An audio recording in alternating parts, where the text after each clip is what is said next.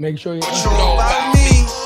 Seen it all, heard it all. Oh, what you know about me?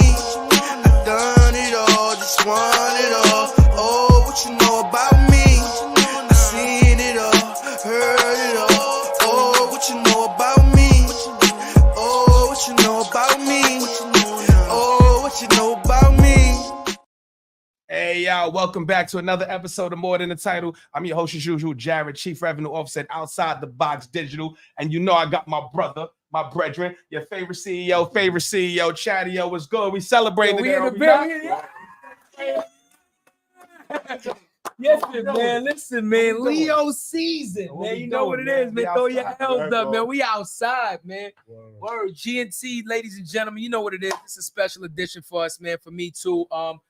We're going to start it off like we always started off. G&T, grateful and thankful. Grateful for all the support, our followers, our listeners, people that have reposted us, people that have left comments, people that have donated to the show, man. We sincerely appreciate you guys. Listen, we love the good comments, but we also love the negative shit too, because it gets us going. Baby. You know what I'm saying? Man. Shout out to the YouTube, but also thankful, man. You know, Saturday my Bday, man. You know what I'm saying? Yeah. You know, big Leo energy. This is the big Leo energy episode. So Saturday my Bday, man. And again, man, we're just grateful and thankful, man, to be able to wake up once again and do what we love doing. And we have a special, you know, episode for you guys in person today. And we got another Leo in the building. Man, we in the building. Yeah, MC Sneaker World. That's the fact, man. His B-Day on Monday. On Monday, man. Some back-to-back Leos, man. You know that goes. Yeah. We got the raw y'all. We got to do what we do. You know what I'm saying? No, that's a fact, man. Definitely. Appreciate you, bro, for having us, man. Yeah, it's like fact. Real shit, man. I just love coming in the store, man. I love seeing this shit, B. Yeah, we came a long fucking way, bro. That's the fact, man. A long way, my nigga. And let me tell you, these in-persons hit different. You know, we're gonna introduce you and everything else, but ladies and gentlemen, understand that these in-persons hit different because what we like to do is we like to go to the community. When you say that there's nobody to support in the community, we like to show you that there are Black businesses in the community. And just in case you didn't know about them, we're going to give you the address. We're going to give you the information. So that way we can support each other, right? And that way we can increase the bounce of a dollar, keep our money into our community longer than before we just fucking give it to somebody else and then leave. So that way we can, you know, grow our message.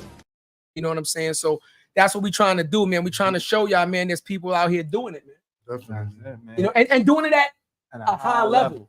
Not just mediocrity. Doing it professional. You understand? You're not gonna get no bullshit in the store. You're gonna come here and you're gonna get some real right. You know what I'm saying? Right. That's a fact. A lot of dripping. You know what I mean? That's a fact. Yeah. You might see me do an outfit change in this motherfucker. You might see me do an outfit change in this motherfucker, though. You know what I mean? So yeah. Before we get to the shits, you already know, man. Shout out to our distribution partners, a live podcast network. First woman-owned, Black-owned podcast network in the world, and the biggest Black-owned podcast network in the world. So if you hear any others, you know, Black podcast network is not messing with Alive. We are the #1, and we are top 5 show on the network. Shout out to Angel and the entire team, man. It's time to be alive, man. It's More Than the Title. Y'all know how we do, man. What a time to be alive. That's it. Shout out to the boss lady. Remember, we work for a woman. And we coming through the DC. And we like we'll be a DC too, you know what I'm saying? That's a fact, man. That's a fact. Yeah. We gotta introduce my bro, man. Yeah. Like I know y'all seen him on other of the fan appreciation episodes because he supports, he shows us a lot of love, man. Yeah. We talking about, man, this is 20 plus years of friendship, man.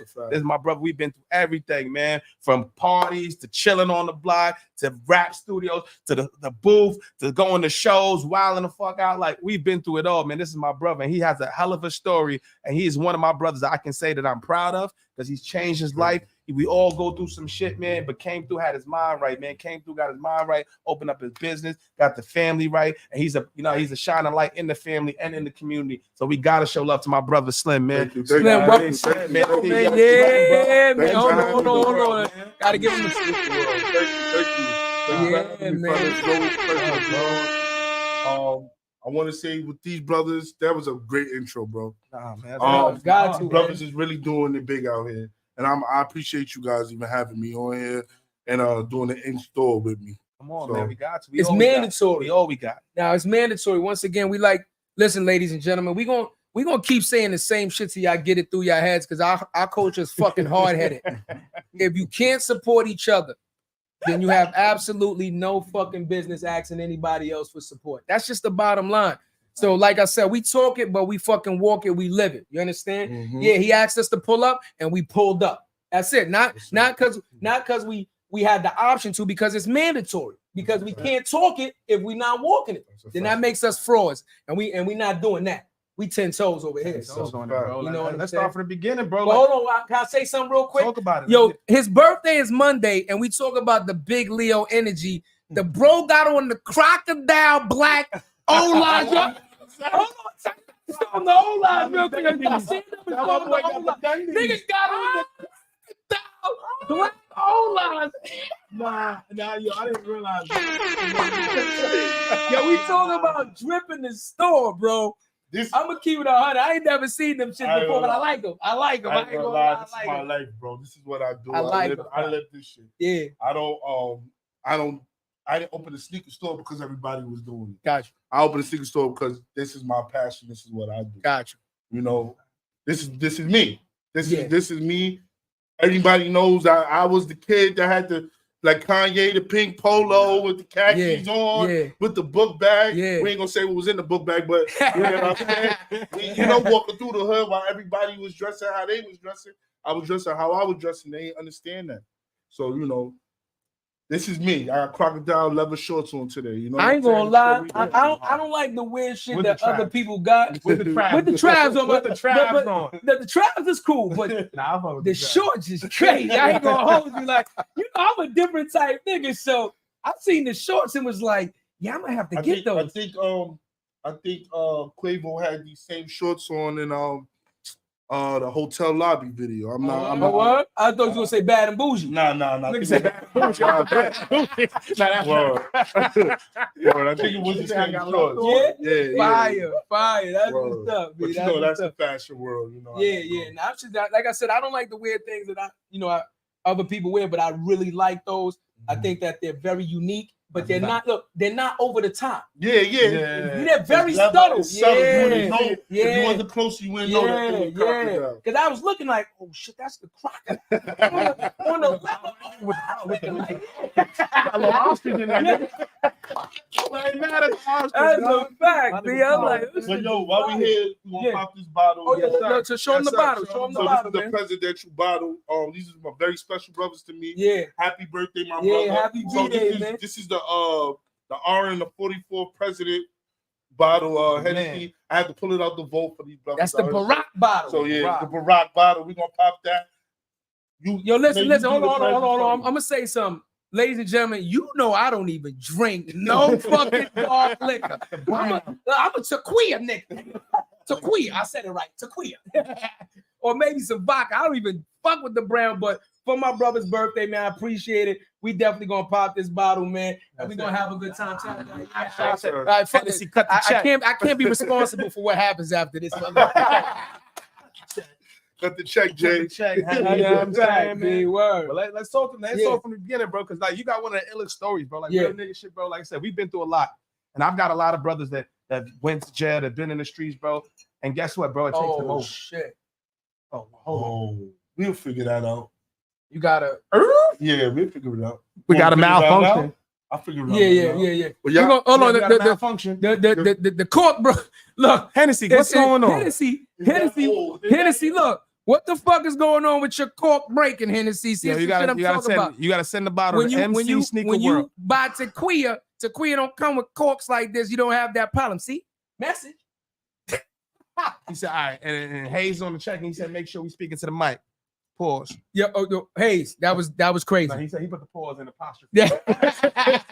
Shout out to my dog, man. Yeah. Yeah, I mean, listen, man, you know, we got worse shit in the food. Hold on, I missed the message. Listen. This is the dope shit about going live, man. Shit happens, man. Shit happens, you know what I'm saying? Yeah, we're gonna get right. Red Bull too. Yeah, I have to get the Red Bull, you know, get right with the get right. Shout out, man. Uptown with it, man. Shout out to That's Eden all I Wall too, need. man. Shout out to I'm Eden Wall, straight, man. Yeah, thank you. Yeah.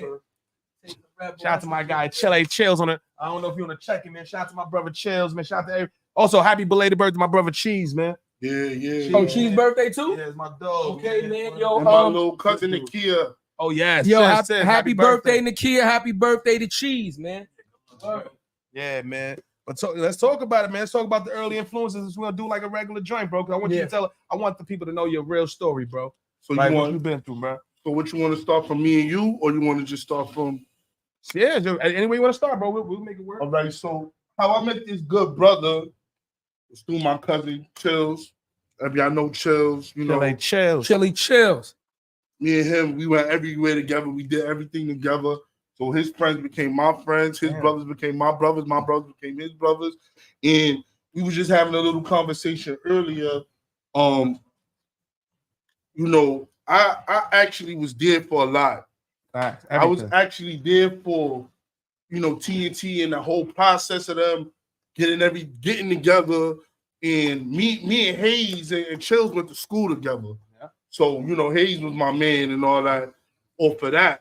But we went to school together. And when they started rapping, I just thought it was so dope because, you know, we from uptown and we didn't really have nobody. I don't know if y'all can name somebody from uptown, the Bronx, that was really doing it. When they started rapping, I mean, me and Chills, most of all the schools we went together. So we had, I'm just fast forwarding a little bit. I watched this kid, we went to Samuel Gompers. That was down there in the South Bronx. Yeah, I watched this kid battle every dude that wanted to battle him. And slaughtered every dude that wanted to battle him. And didn't write. Nothing. You talk about Jay-Z not writing, this kid was and I don't remember it now how old, but I mean, I used to be I used to know that's fact. Yo, I used to know that I used to know that. Go on the hype, man. Yeah, man, I was there, man. I did intros on their tracks. I was there for every, you know, I wanted to get on. My lyrics wasn't as tight as theirs. You know, sometimes I got in one of my songs, one of my newer songs. Damn, I forgot my own lyrics, but you know, at the end of the day, man, these dudes, I done went with them to go check G Unit's lawyer. I went with them everywhere we went together, and we became tight, and we partied together, and we was young, we was doing our thing, you know. Me and Chills ended up moving away a little bit for a little while and coming back. And once we came back, it was just on. Always. It was just on, and we always got love. And you know what I'm saying? It's like, that's where I started with Mass and Hayes and other people, because we was all together. If something was going on in Mass Hood, we was there. Yeah. If something was going on in Hayes Hood, we was there. We was always together. You know what I'm saying? Every Eastchester day, every show, everything, bro. You know, I'm from a different hood than Chills. You know what I'm saying? But it was like I was from Eastchester. I eventually moved to Eastchester, but you know, it was like I was from Eastchester. I was there every weekend. I was there every, you know. So that was the beginning of our relationship. You know, yeah, we had bad times, we had good times, but we always remained brothers. Life, because you stayed the same dude Monday to Sunday, bro. And that's what I respect, bro. Like you stayed the same way Monday to Sunday, bro. Like, did we have our wild times? Yeah, but it was never, nigga, family was family. That's it, bro. You the type of person that was always willing to go out the way for family. Like, straight up. So I championed that shit. I was the only motherfucker not from the hood. I was the only person that didn't go to school with y'all. Nigga, I just happened to meet my mans at camp. Met him at summer camp. He went to 144, Stephen introduced me to Hayes. And then I'm like, next thing you know, I'm like, shit, I'm part of the group. I know that. I went to school with Stephen too. You know what I'm saying? All of them. And I was uptown, bro. They accepted me. That's from like 7th grade on, bro. From there, we was the only ones in the hood. There was no group our age. 14, 15 years old, going to DMX Project, battling everybody up and down Fordham Road. We was at Stop the Bank. We would go from the 4 train on Fordham Road all the way down to Roosevelt, battling people, just whatever, just because it was something to do. Not battle, murdering people. Yep. Shout out to Lux. Everybody used to see us out there, bro, and that's what we did. But then we focused on, cousins talk about it a lot, man. Anybody doing music, we focused on music 90%. more than anything. We didn't care about the business. It was just we so nice, somebody gonna hear it. The problem is nobody heard it.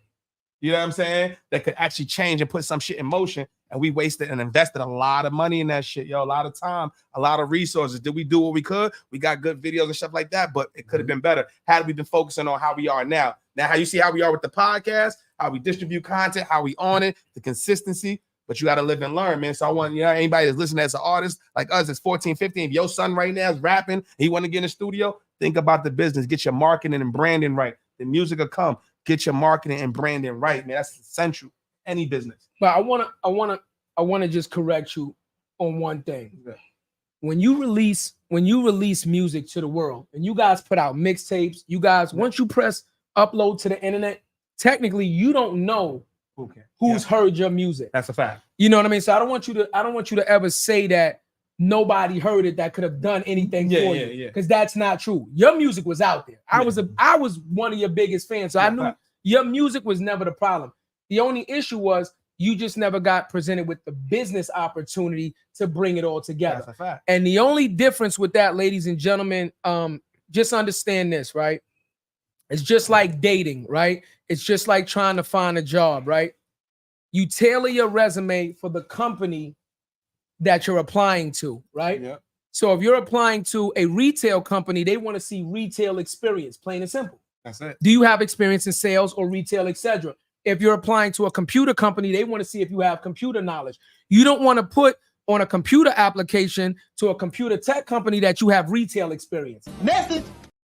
So it's just all about tailoring what you want. So if you're doing music and you want to get your music out there or any artistry, just think about who you would like to do business with.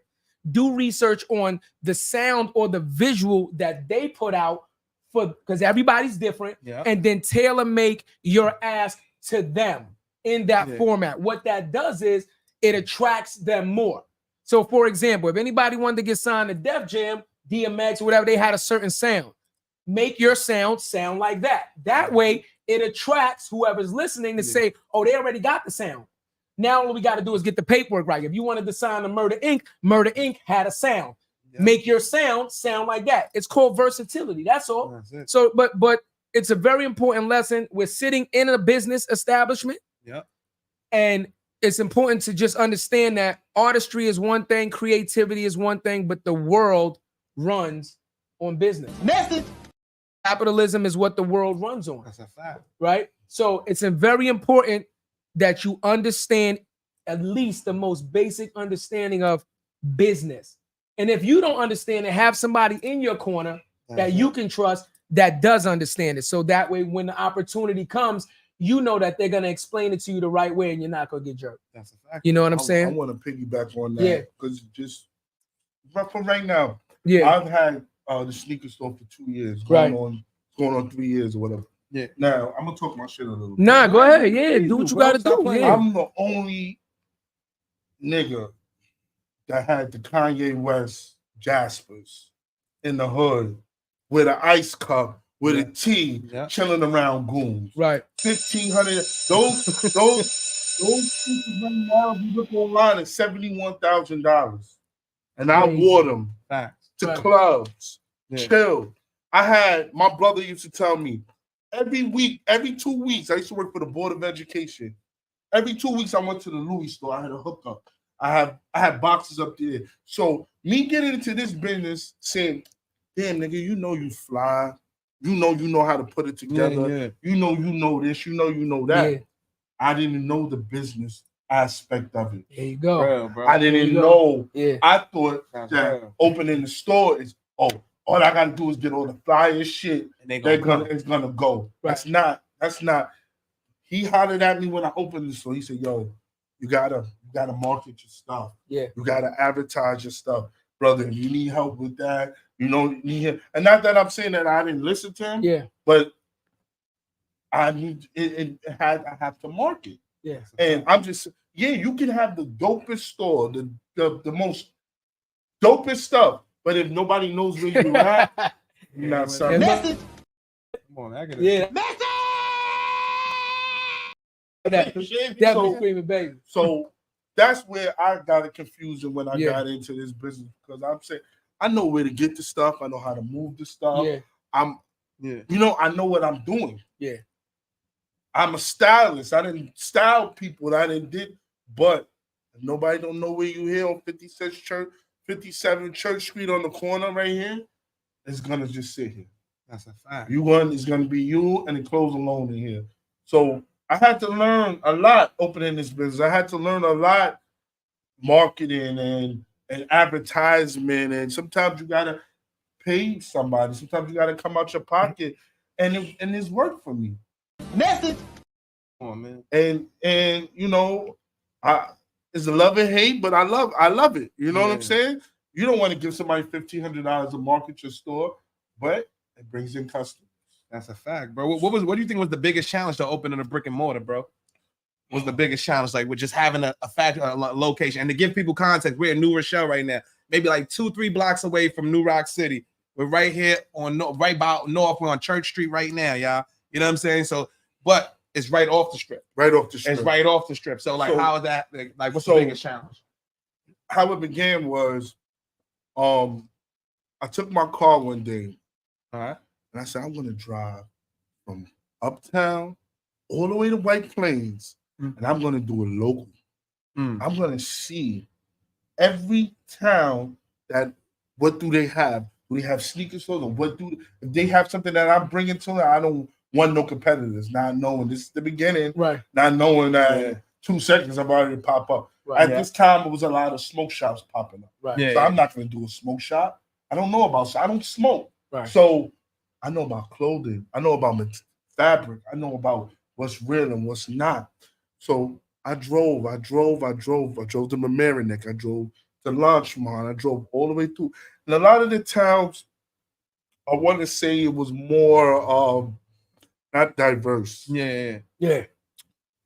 New Rochelle, I used to hang out in New Rochelle a lot back in the days. I used to run around the hood over here and all that. So I said, one day I seen this spot. I said, oh, that's perfect. It's perfect. It's in the corner, it's perfect. I initially was supposed to get the store on the block over next to a boxing gym that I used to go to. I know the owner of that. Okay. But I said, no, this is a perfect little corner. And I willed it. We came in, we seen the place, everything looked nice. He said this used to be a dog grooming shop. Okay. Oh, shit. Wow. So I talked to the super and I said, what's the chance of me really getting this place? You know what I'm saying? I have the finances. Right. It's my first business. He was like, man, the owner's a stickler. He told me, he was like, the owner they wanted to make this thing a ballet studio. They wanted to make it all types of stuff. He was still to this day, the owner's, he's cool with me. I'm a big black man, but I'm 6'3", I'm 6'3", 270, but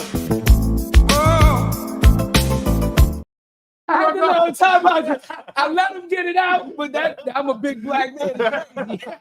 But bro, that's how he's looking at me. So that's how I present it. To the viewers, But anyway, when I met him, it's crazy because we did the deal.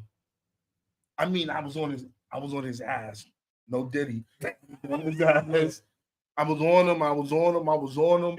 And this is like, at this time, it's crazy because this was like a time of my life that I was working for a company for 4 years, right?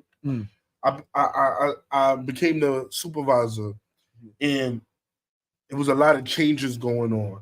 I looked at myself and I said, why are you doing this? Right. This is not, you're not happy. Yeah. But the way that we was brought up, we don't quit. We don't feed your family, go home. Yeah, we don't quit a job. That's like saying quitting jobs. We work like this. Hold on, hey, mom.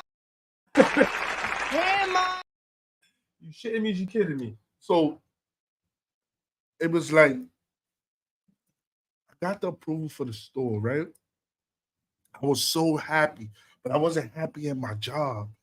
And then I got demoted, and then they tried to send me I said, I have enough money in the bank to last me for 2 years. Yeah. If it's real, I'm gonna put all my focus and my passion. And my whole life, I never put my focus in my passion. I don't care what it was. It could have been basketball, and it could have been anything. I never put, but I put all my focus in my passion. Everything you see in this store, I handpicked. Dope. That's real, bro. Dope. That's real. Bro. Anything in the store, I actually went and got, or I would wear myself. This is not a store. This store right here, I tell people this is more of a boutique because this store right here is not what people want to wear. It's what I would wear and what's fashionable and what's out. So I'm not just gonna buy a bunch of Hellstar t-shirts because a bunch of guys is wearing Hellstar. Right. You know? Right. You know, we talking about fashion here. I got loyal customers that come in. Yo, bro, I got a party in 2 hours. Yeah. I need a full head to toe. Yeah. All right, you're gonna do this, and that. Oh shoot, you don't got that in your size. Yeah. You're gonna do that. That's what my customers. Just before you guys came, I had these kids. They came in. I styled them from head to toe yesterday, and they came in and they bought some more stuff. Fire. You know, so man. This is I'm selling experience. I'm not selling clothes. Woo! Right there. That's what it's about, bro. So, I'm not selling clothes. So one word that we like to use in front of experience is transformative. So you already knew where I was going with it. Transformative, right? You want an immersive experience that changes your life, where you like, damn, I ain't never experienced nothing like that before, right? A lot of clothing stores, you go in, they be like, oh, you need help? What you looking for? The basics, right? Yeah. Or you got to go in there knowing what you're looking for. They're not going to really style you like you said. They'll give you what you're looking for. Oh, you're looking for a polo shirt? Here's the polo shirts. If you're looking for a certain name brand, Lacoste, whatever, this is where that's at. But to sit there and be like, well, I'm going to be honest with you, that's not really your look. Why don't you try this on? This will go fire with that. What kind of event are you going to? Okay, then we should go with this look because that's more. Yeah. See, that's a different experience, right? When you create something like that, then you create a lifelong customer. You understand? That type of a customer now becomes your foundation, your day one, right? And they're going to grow with you and they're going to continue to support you because they know when they come in here, they're going to get something that's not, that experience can't be given anywhere in this area. Yeah, solving a problem. Then it's the convenience of it. That's it. Nobody want to think. I'm going to the spot. Yo, it's bing. That's it. That's it. Deal. I had a guy growing up. He owned a little shop like this, but you know, back in the days, we used to wear the polos and stuff like that. Can you speak a little more on the mic too? Oh, okay. Yeah, you good, bro. Get a little closer to the mic. I had a guy. We wore the polos, and he would tell me, "Yo, bro, step out of the box, get a red polo, get this, get that." He sold me experience. Yeah. You know, this is and another reason to piggyback over what Chadeo was saying. Yeah. That's why I can't keep employees because I expect employees to be like me. That's critical. That's so hard. Look. We open. Look, we got a customer right now. Huh? The manager. Okay. What's going on, brother? How are you? All right, what's going on, baby? Jarrett. What's going on, beloved? Just watch the chords real quick. We live. It's all right. We live. Yeah, we got the manager. No. Say what's up. We got the manager of the store right here walking in. Nah, the camera right there. Yeah, just bend down a little bit. Just bend down a little bit more. Yeah, there you go. Yeah, there it is, man. This is what happened when you shoot live, man. We live. Nah, it's all good. Yeah, go ahead. Just watch the chords. Yeah, you know what I'm saying? But like I was saying is that's why I can't keep employees at my store is because I expect what I give, you have to give. Yeah. But that's a delicate balance, bro, because they're not going to care like we do because they don't put the bread up. When it's your brand, it's your money, and your investment, and your time, bro, you actually had to come in. This was a dog grooming spot. You had to come in and see the vision. You had to come in and say, I'm going to put the shelves here. I'm going to put the Supreme up here. I'm going to put the albums over there. Yeah. You had the bro. This is the thing that I pitch. This is the thing that I pitch to anybody that I hire. And he's the last one. Yeah. He's been with me since the beginning. Yeah. Dope. And he's became the manager of the store. I pitch this when I'm interviewing you. I pitch family. I pitch I win, you win. You think this is it for me? This is us. Right. This is us. Do you really think that I'm stopping at 57 Church Street? Yeah. Do you think that I'm not gonna open up an arcade up the block? Right. Do you think that I'm not gonna open up more stuff? But I pitch family and I pitch togetherness. This is what I pitch. And when I'm away and when I'm not here, you're supposed to be acting as I was here. That's it. There it is. Yeah, there it is. So when you're hiring kids and people that don't understand the vision, and money is gonna come. You're rushing to make the most of the money. I might open another store and just give you the keys. Here, you run that. That's you now. That's you. Yeah. Kick me back this. Yeah. Like the OGs used to tell us. Yeah. Kick me back that. The rest is you. Yeah. Come on, bro. They don't understand that concept, bro. We literally just talked about that the last episode. Fan appreciation. Hold on. You OG. Yeah, again. Nah, you good, baby. You good. You good. Yeah. And he fashionable too, ladies and gentlemen. He got on a pair of 700s, if you can't see it. Yeah. He got on a pair of 700s that match the outfit and all that. You know what I'm saying? I'm old school. I'm saying, what's up? You in a rush? I gotta take my dog back. I'm gonna back up. Okay, yeah, come back, man. We have a seat too, man. Yeah, absolutely. But that's what I pitch. I pitch togetherness, and it's like I get these college kids. I've been hiring a lot of kids from the college, and they want to TikTok in the store. I don't mind you TikToking in the store. Yeah, okay. Promote the business. Please do. Yeah. Promote the business. Yeah. And it's a lot of people, they don't want to work. That's basically what it is. But this is a cakewalk. I tell you, it's a cakewalk. But look, two things. I just want to interject two things. Work ethic. You understand? Work ethic is something. Can it be taught? Yes. You can be taught to work a certain way, right? Technically, that's what the world programs you to do anyway. Wake up by a certain time, be to work by a certain time, take lunch at a certain time, finish the day by a certain time. It tries to teach you pattern, but it's the people that go in and do above and beyond, that come to work 15, 20 minutes early to set up, to get ready to work. That when the bell ring and everybody go home, they're like, but I'm still not finished. Even though I'm not getting paid, I'm going to stay in and work. Work ethic, it can be taught, but true work ethic, it has to come from within. You understand? That's a fact. It has to be embedded within you. Yep. So that's number one, right? Facts. Work ethic. Finding somebody that has a great work ethic. So that's number one. Number two is having somebody understand what the dream is. See, because technically a worker that comes into your store, this is not their dream. Have a different, this totally is their different job. Yep. See the difference? This is your dream. This is their job. So a lot of times, if you think that's going to translate, it's not. How is that possible? The nigga that work at Home Depot or the nigga that work for Nike don't own Nike. It's the big difference. Most people that go to work are there to collect a check, not improve on the company's overall development and progression. You understand what I'm saying? So you got to find a person that understands what you're doing and wants to be a part of that.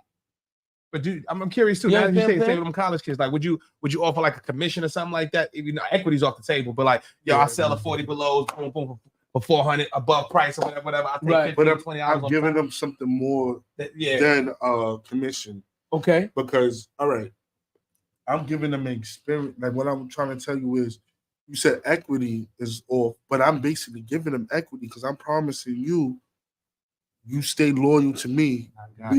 But everybody can't wait for that. That's a fact. Everybody can't wait for me to make this much to open up this and open up that, and you be your own boss. Commission is great, but you can ask any of my ex-employees. I never missed a payday. Come on, man. I never missed a payday. Oh, so let me just play devil's advocate to that. Yes, sir. One thing. Anybody that has worked any type of job, a lot of the times your boss makes a lot of promises that they don't come through with. That's a fact as well. So it's nothing against you. We're just talking about history repeating itself, right?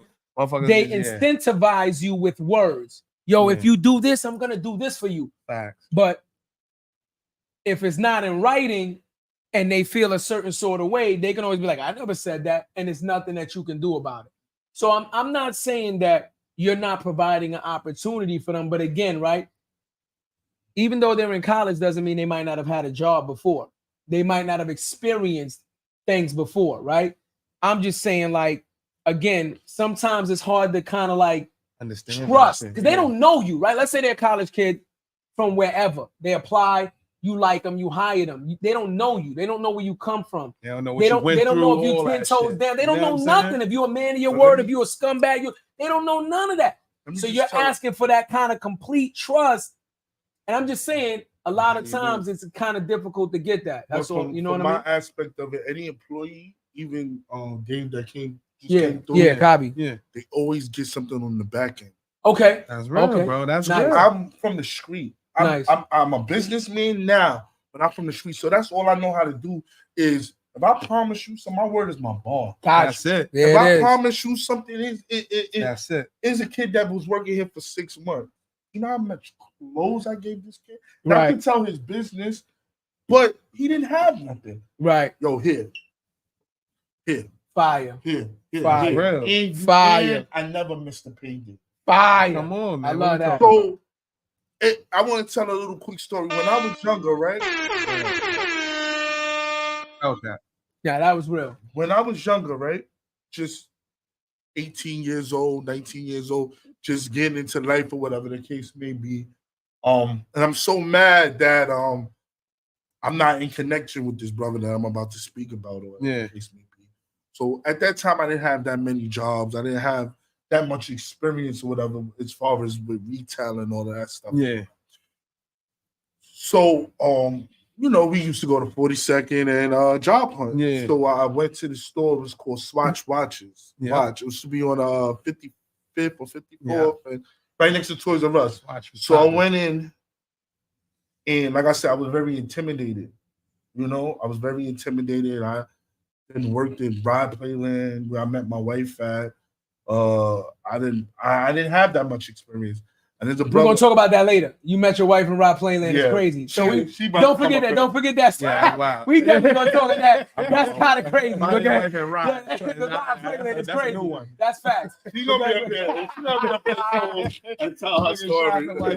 That's a fact. I met her Ride Playland at the age of 19, right? 18, but so I didn't have that much experience. As us growing up, we don't really know about anything. So this black guy, this black gentleman, he interviewed me. He was like, from Harlem, he was hood.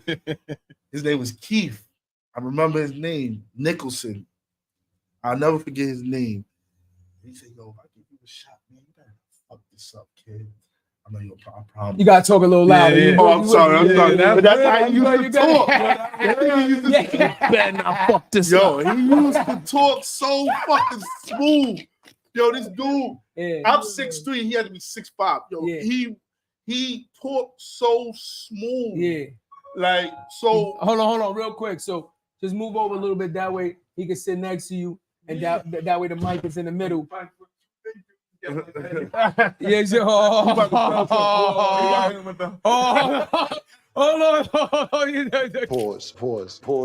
He paused. I said pause, nigga. Now one on each side of the mic. Oh, one on each side. Yeah, that way you got the mic between y'all. You know what I'm saying? But the two big dudes, but the two big dudes together is crazy, ladies and gentlemen. We wasn't letting that shit slide. I forgot what era I'm in. We wasn't letting that shit slide. Well, back to the story. We're gonna introduce Dave and all that. We'll put it right in the middle for y'all. Yeah, there you go. So when I met Keith, slick Harlem nigga, like, you better not fuck this shit up. Yeah. So I said, nah, I'm big bro, I ain't gonna fuck it up. Yeah. And hired me. So I'm like, yo, I went home, I was happy. I told my mom, I got a job in a watch store downtown. I was so fucking happy, yo. I mean, I was so happy, and I went there every day. I fucking left 12 o'clock at night. I worked. I was a cashier. I learned everything in the store. I became a manager of the store. Fire. And he always told me, he was like, yo, little bro, you do what you want. And it's gonna happen, you know. They end up firing him. Damn. But he gave me that opportunity, and I never forgot that fucking. This was a guy that had his daughter. Yeah. He took care of his daughter by himself. There was no mother involved. Real stand-up dude. Yeah. And he was like, yo, man, they on some bullshit over here. You stay. I'm gonna go over to Planet Hollywood. That's when Planet Hollywood was next door. He became the manager over there. But I said, and that started my career in winter, because I went from working at there, working at Saks Fifth, working at Bloomingdale's, high-end retail stores, learning about clothes, learning about fabrics, learning about all this cashmere, learning about all this stuff that I know now, from him hiring me at a watch store. And come on, bro. And I told myself, I said, yo, when I ever get to the opportunity where I can give somebody else something, I'm gonna have that same attitude. So that was really the answer to your thing. Because I'm not being racist, but I'm not Donald Trump. I'm not a white man that's gonna blow smoke up your ass. If I tell you, and this is God is my witness, man is sitting right next to me. Yeah. If I tell you I got you, I got you. And if I tell you I can't do it, I tell you I can't do it. But my word is my bond, because I'm a man, and that's all I got. That's F5. Message. The crazy shit about it is, you know, OG just came in here. You know what I'm saying? We're gonna call him Unc for the episode. Unc just came in. Yo, back in the day when I was growing up, word is bond was a saying. It was like the main saying, where word is bond. Like you say, your word is bond, meaning your word is your bond. I feel like obviously different generations will have different sayings and different terminology and things of that nature, right? So, you know, we understand that, but it's what it represents. You understand what I'm saying? When you say word is bond, that meant something. Like I feel like now today, motherfuckers' word is shit. I'm being real with you, OG. Like motherfuckers' word is shit. Yeah. Not jumping on that, but right now, word is bond for some of these dudes. Yeah. Catchphrase. That's what I'm saying. Like, Cool. It means nothing. You understand? Like, you gotta understand a quick history lesson. Like before there was actually physical written contracts. Like, do your studies, do your research. Before it was physical written contracts. When you did a business deal with somebody, you did like this. You shook their fucking hand. That was it. I tell you the terms, you tell me the terms. We come and we shook hands. Done deal. That was it. That means your word is your bond. And you can lose your life. That's a fact. That's a fact. But I'm just, you know, in the generations, because integrity has taken a fucking nosedive, and it's not a priority to be a stand-up dude that stands on. You understand what I'm saying? Yeah. So nowadays you gotta have shit. But that's what I was saying to you. Like you gotta have shit on paper now, because people's word is like the weather. Today I feel sunny. Yeah, I'm gonna give you a sunny disposition. Today I feel gloomy. I'm gonna give you a gloomy disposition, and it changes so much. You don't even know what to expect from day to day. So you know, I appreciate you saying that. You know what I mean? And life is about evolution. But I still think that we have to keep our core values on what makes us men, what makes us people, that because if not, we're losing trust in each other. So if I don't trust you as a person, why would I ever do business with you? Message. Person, why would I ever want to hang out with you? If I don't trust you as a person, if I am doing business and I am moving up to the next level, why would I bring you with me? Because I can't bring you with me to these different rooms because I don't fucking trust you. Yeah. So now I can't help you. So I can't hang out with you. I can't do business with you, and I can't help you. Do you see where we're going with this? Now it's all about me mindset. And this is where you're getting that nobody wants to fucking help each other. Nobody wants to work together. Nobody wants to work and help somebody else get ahead before they get ahead, because they feel like once you get there, I can't trust you to keep your word, to bring me with you, or to at least do what you said you were gonna do in our negotiation. So it's a little nasty out there right now. I'm gonna be honest with you. Out here, Bro. bro. Talk about evolution. But Yeah. You can't evolve if you don't have an anchor. Everything has to have a core and an anchor. Oh, I like that. It has to have a root. If you don't have a root to something, what are you evolving from? Like Message. From a stroke. So right, turn the mic towards you then. That's so just so when y'all talk, just grab the mic. Yeah, that's what I'm saying. Yeah. Yeah, okay, yeah, copy, yeah. Forgive me if my voice is a little messed up. Yeah. I'm coming from a stroke, so my speech is still a little slurry. It's all right. God bless you, man. But once again, like you can't evolve if you don't have a root in something. Nothing evolve. There has to be a beginning, right? Yeah. There has to be something that evolution can attach itself to in order for it to grow. Right. Right. I love that. Right now, these kids, everything is microwave. Like we had kids coming here, God bless them. Everything is microwave. I want this now. I want this now. I don't want to learn the business. I don't want to work for the business. Pay me for sitting around not doing nothing. And this came out of his mouth. You know what I'm saying? That's a fact. Not mine. Like I became a sneakerhead because I'm here. Because my daughter, you know, like sneakers or whatever. Mm-hmm. So if I'm sitting here and I'm not doing nothing, they can see me on the camera or whatever. I'm picking up clothes. I'm looking at tags. Yo, what is this made of? Why is this large not the same as this large? Yeah. It's because of different fabrics. And when I come in, he asks me 1,000 questions. Oh, why is Essential so bigger than this? Yeah. Oh, because that is made oversized. It's an oversized look, right? It's an oversized look. Yeah. And this is the thing with this business. Yeah. You can't have people in there that don't know about product. Right. I have a lot of people, and I want y'all to listen to what I'm saying to you right now. Yeah. Do the research on what you're buying before you buy it. But because you may feel the model that's wearing the clothing looks good in it, but it may not fit like that. And the material that you may think it is, it may not feel like that. So this is what I have to deal with every day. These kids coming in the store, I appreciate them not knowing what this is, not knowing what this material is, not knowing, oh, this sheds, this, that. It happens. Yeah. It happens. It's some clothes that rub off on your shirts. Yeah. That's very true. Does it make it fake? No. Yeah. It's material. It's cotton. It's polyester. But not only that, it's how the ink is transferred onto the garment, right? Direct the garment, AOP print. So there's different type of transfer techniques, watercolors, of how they transfer the image onto the shirt. So that plays a big part in not only how you wear it, but how you take care of it. If you dry clean it, if you hand wash it, and things of that nature. So again, coming from a clothes connoisseur, I understand what you're talking about, but it is a lot. I want to say the average consumer just wants to look good. They're not going to take the time in understanding fabrics and materials. They want to know, does it fit? Does it look good on me? That's my job. There it is, right there. That's my job. There it is. That's my job. There it is. When you come in, what I do? There it is. No.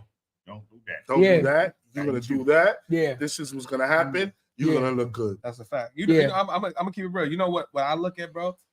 The fact that you listening to my brother. Yeah. That's what I look at. The mindset. Yeah. So it doesn't matter who it is. It could be a young college kid, but it's the mindset. You say, I'm going to come here. I'm going to learn this shit. You want to learn. Yeah. I want to do right. And then you know the style to do. Like, I don't think I should ever stop learning. But that's how many from our culture to be prideful and be like, yo, I ain't listening to this shit. I know what I'm doing. You should be listening to me. How many people we know like that, bro? Yeah. You know what I'm saying? I mean, well, technically, hold on, let me jump in. Technically, I listen to you all the time, and I'm almost 10 years older than you. No facts. But you know what? I acknowledge the fact that I'm with, listen, it doesn't matter your age. It doesn't matter your economic station. If you close yourself off to learning, you can learn something from a bum on the street. Yeah. The moment you think you know everything, it's over. Done deal. When my cousin, and he said, yo, let's do this podcast shit. I said, I don't know a fucking thing about podcast. I didn't play no music. I know hands down. He'll tell you, I build studios up. I know music, engineering, audio. I know music. Podcast, what the fuck is that? I didn't pretend nothing. I said, listen, I know business. You know podcasting. You teach me what you know, and I'll teach you what I know. And I follow him. Be clear. There's a lot of things I follow suit when it comes to this podcast, and because technically he's the expert. I don't know. I'm learning. So it's the understanding of, but what are we building? Because I believe in the dream. The dream. So if I believe in the dream enough to not only support him but go in business with him, then I would be fucking stupid to fight him. Now we don't agree on everything. Sometimes I'm like, but why don't you got to make it make sense to me still? Sometimes I'm like, but why don't we try it this way? Or why? And he has to explain it to me. But we still operate at a level of cohesion where it's like, oh, I get it now. Whatever gets us to the dream. Whatever gets us to the dream. You understand what I'm saying? But like that. exactly, you gotta have that mindset, that exactly open what mindset. y'all talking about is what me and my wife do. Because imagine being a partner with somebody you lay next to. Let's talk about that. Let's talk about that. It's very, very hard because I'm an alpha male. Right. I already know. Yeah. She's an alpha woman. Right. Yep. Ain't nobody gonna tell me about clothing. She is, yo. Be careful. Be careful. She didn't walk in yet. Wait, she didn't walk in yet. Bro, so we might want to get this segment out of the way before she walk in. But ain't nobody gonna tell me. But she's ready sometimes. But ain't nobody gonna tell me I ain't gonna spend about 10 Yeezys at $10,000. Yeah, that's a good deal. Yeah, we had that conversation yesterday. And then she, listen, nigga. Like, that 10,000. Move shit. That's the game. Right. If it's left up to me, if it's left up to me, this whole store, you wouldn't even freaking be able to walk in. Yeah. We have to move product, and I understand that. Yeah.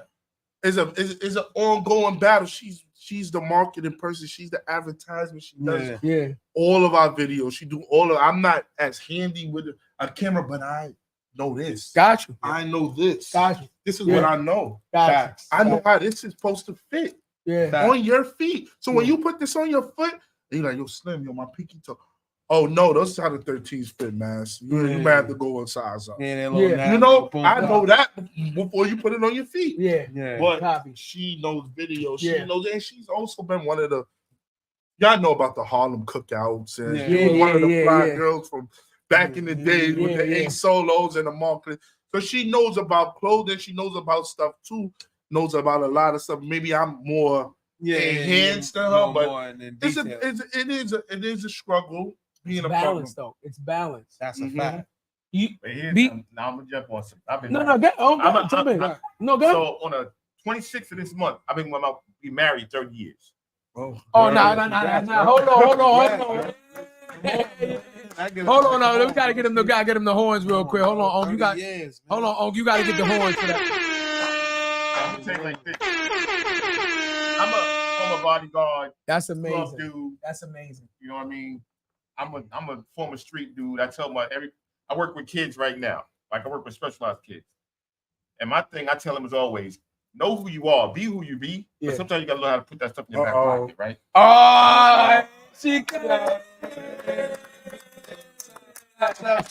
Ladies and gentlemen, the wife just walked in. She just missed the segment, but it's okay. She's in the building. We're gonna get her a chair and she gonna pull up. We're gonna get her a chair. She gonna pull up. As black men, when you have a dream, if your spouse can't buy into that, and have your back 100%, it ain't gonna work. It ain't gonna work. Wait, what's not gonna work? Is the dream not gonna work, or is the relationship not gonna work? Which one? Because that's an important differentiation. It's what you put your stock in. If you put your stock more in your relationship, you want that to work. So you might back up off your dream. It's still gonna hurt you. It's still gonna hurt you because that person didn't buy into it. But now if you put all your stock into your dream, it's like, yo, I gotta push you to the wayside because I get somebody who gotta back me up. You know what I mean? Screaming baby right there. That's part of the court process. That's part of getting to know somebody. That's why you last for 30 years. But let me ask you a question. Now, here's the thing. If you do your research, they say that most millionaires and billionaires aren't made until their late 40s, which means that we have to grow out of the street shit. Right.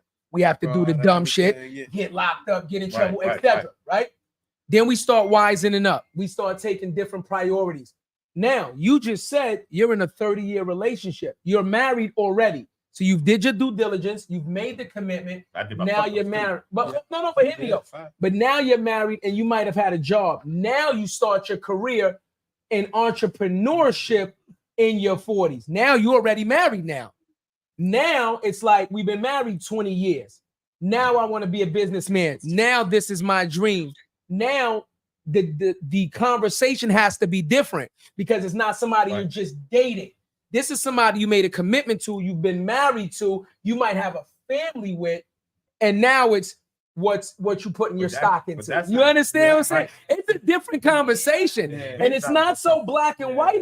You know, when you got time invested, families invested, you know, that's a different conversation to have, man. And unfortunately, I'm gonna say this. Sometimes you got to be selfish. I'm putting it out there. Yeah. Sometimes it got to be about what you want. Sometimes you got to push through. That's it. And let your partner or your spouse. That's it. Okay. This is what I want to do. Or you okay, you was right. Right. Or okay, I see what you're talking about. Right. Because you asked her, I had to make her believe in this. Right. Right. Message. Look. You see this much? Yeah. I did this off of that. Not off of this. Off of that. Yeah. Off of this. I made this off of that. Ladies and hold on, ladies and gentlemen. He showed you those gray and mint joints. Don't be surprised if you see me. I've been eyeing them shits since I walked in. Yeah, I know I don't really wear Jordans, but I can't. Some gray and mint shits is crazy. Yo, I ain't gonna hold you. That shit got pastel chatty written all over him. I ain't gonna lie. Those is women's size, but I got more feet. Ladies, I'm a size 8. I'm a size 10 in women. You got a size 10 in women? You got size 10 in women? I only got 11 and a half. Oh, that might fit me right there. Wardrobe change. But you gotta make your partner believe, and you gotta. It's a special thing. Yeah. When they believe in you, it's very special. Yeah. When they support you, it's very special. Yeah. You feel like damn, like, you know what I'm saying? Yeah. She told me, she said, all right, let's get the wedding over. And then we'll go do the store. Okay, that's real. I love that. But I don't even think you can make them believe, though. Honest, what your actions made them believe. You gotta show them. I'm in the same situation right now. Yeah, you can't talk a game to a sister. Yeah. Like from my wife, I can't talk game to my wife. Like I gotta be doing it as I'm talking. You know what I mean? That's a fact. I can't just say, baby, I see this happening. How do you see it? What have you done to work towards that? The woman's intuition is always going to be, for me, it's always going to be about the future. And it's going to be when you're investing or expecting to invest a lot of money, you have to see, like, okay, if this don't go right, what we going to do? You know, bounce back. For me, I'm always trying to think about plan C, D, and E. Okay. Anything can happen. We didn't see the economy go up, we seen it go down. Everybody's struggling. I had to be a believer. Like, people still going to be buying all these speakers after COVID. You know, like those are the things that you gotta really act. Let me just chime in and talk to you for a second. There's some businesses that they consider to be what's called recession-proof. When you get into these industries, they're considered to be recession-proof industries. Food, shelter, clothing. Yeah. It doesn't matter what happens in the world. As long as they're people, they're gonna need to eat. As long as they're people, they're gonna need a place to live. Yeah. As long as there's people, they're gonna need clothes to clothe themselves.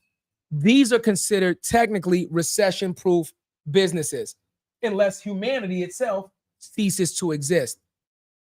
So when you, again, right? I've studied this to understand what businesses. Every business has a percentage of failure and success rate. But when you get into us, that's why so many millionaires and billionaires made their money off of real estate. Most people with money, the majority of wealth is made from real estate because everybody always needs a place to live. Situations change. Divorce, breakup, whatever. Now you need your own spot. He needs his own spot. Children becomes adult. I make more money now. I don't want to live here now. Now I want to live here. It's never going to change, right? The cycle will just continue with different players. So whenever you're dealing with something like clothing, this is technically considered a recession-proof business because people will always need clothing, right? Now you integrate that with the fact that minorities, us black people, love to look good than the motherfucker, right? And we spend more money per capita versus any other race out there, then you know motherfuckers still gonna want to get fly. We ain't got no place to live, we gonna be fly. We ain't got nothing to eat, we gonna be fly. I know motherfuckers that spend their rent money on Jordans.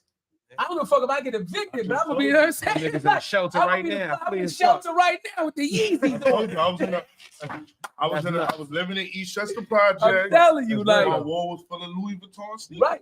Right, I had to pay Louis Vuitton for every day of the week. Right. That's crazy, bro. Living in the projects. That's how I be, bro. But now I want because I want to get to the mindset. We talking about the mindset, right? Okay. And I'm a wifey, so yeah. Like, yo, bro, you told us off camera. You said jail changed you. You know who you are, bro. I want you to get into that and tell us how it get changed. into that yet. So I want to like how that changed your mindset. Right, so I remember your mindset, nigga, in high school. This nigga was off the chain. Right now, this nigga was off the L. Son. But we didn't get to talk about that. We talking about business.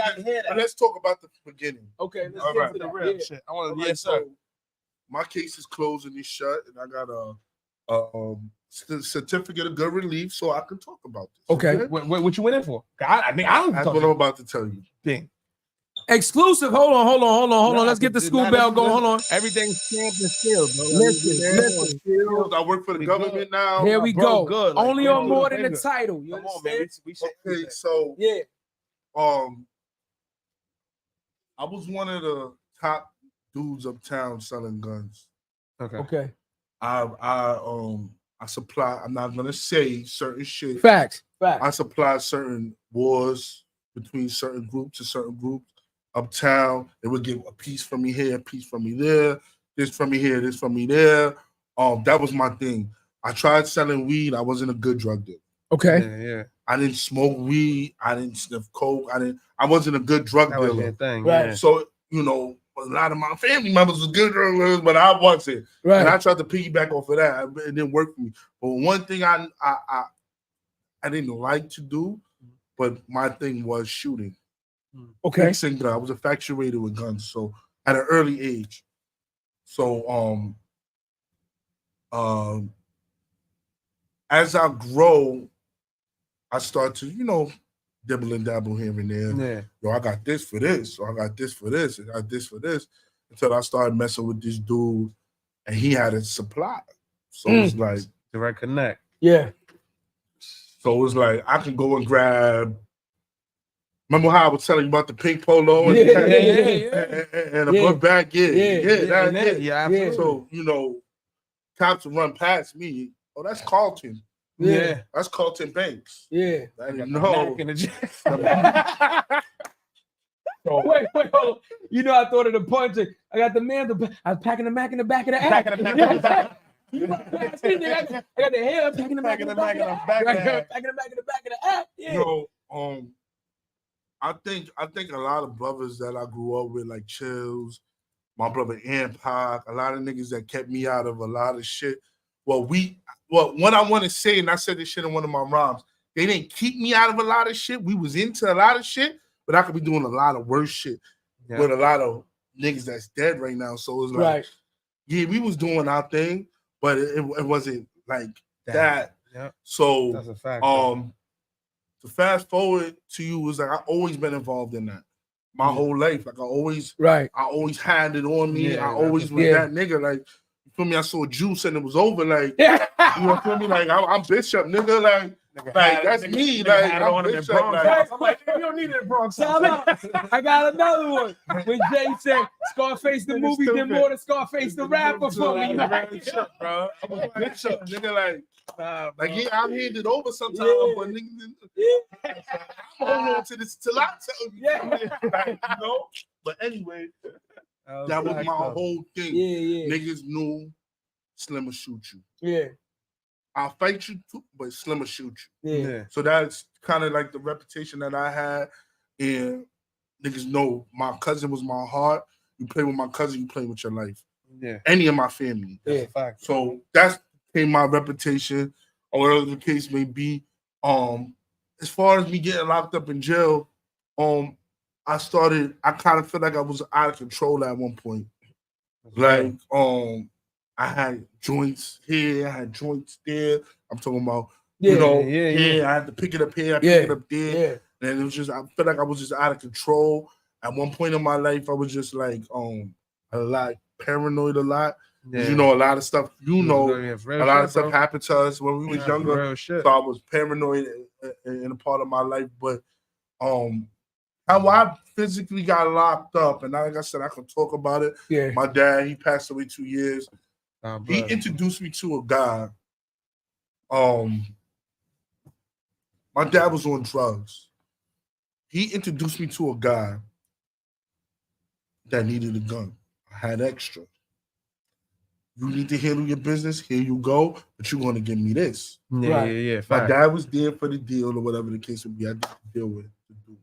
Yeah. The guy hits me up.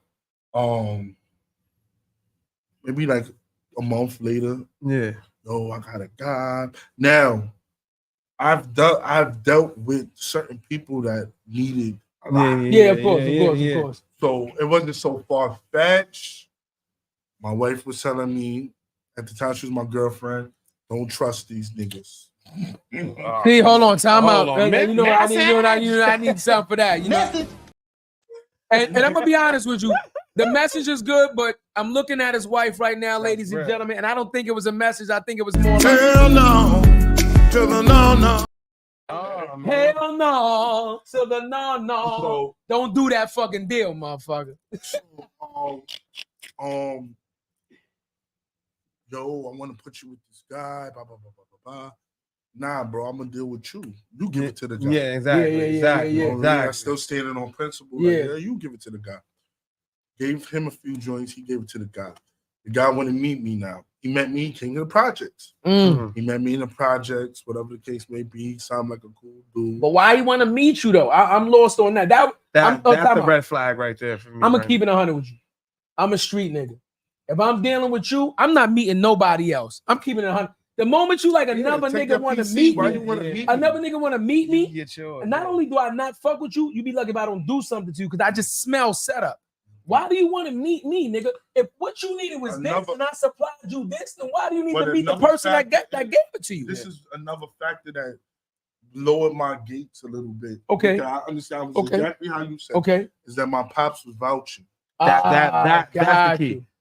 That's the key. My pops, he good, he's solid. They good. I'm with them. I'm rolling with them. Yeah. Wait. So your pop said he was rolling with the guy that wanted to meet you? Nah, the guy who said just his man. Yeah. Boom. So, I did a few deals with the dude. Could have been worse. Yeah. I was going to give him some shit. Yeah. And I used my discretion, like, maybe God helped me in a way because the shit that I was going to give the nigga didn't work out. It didn't line up. Right. Yeah.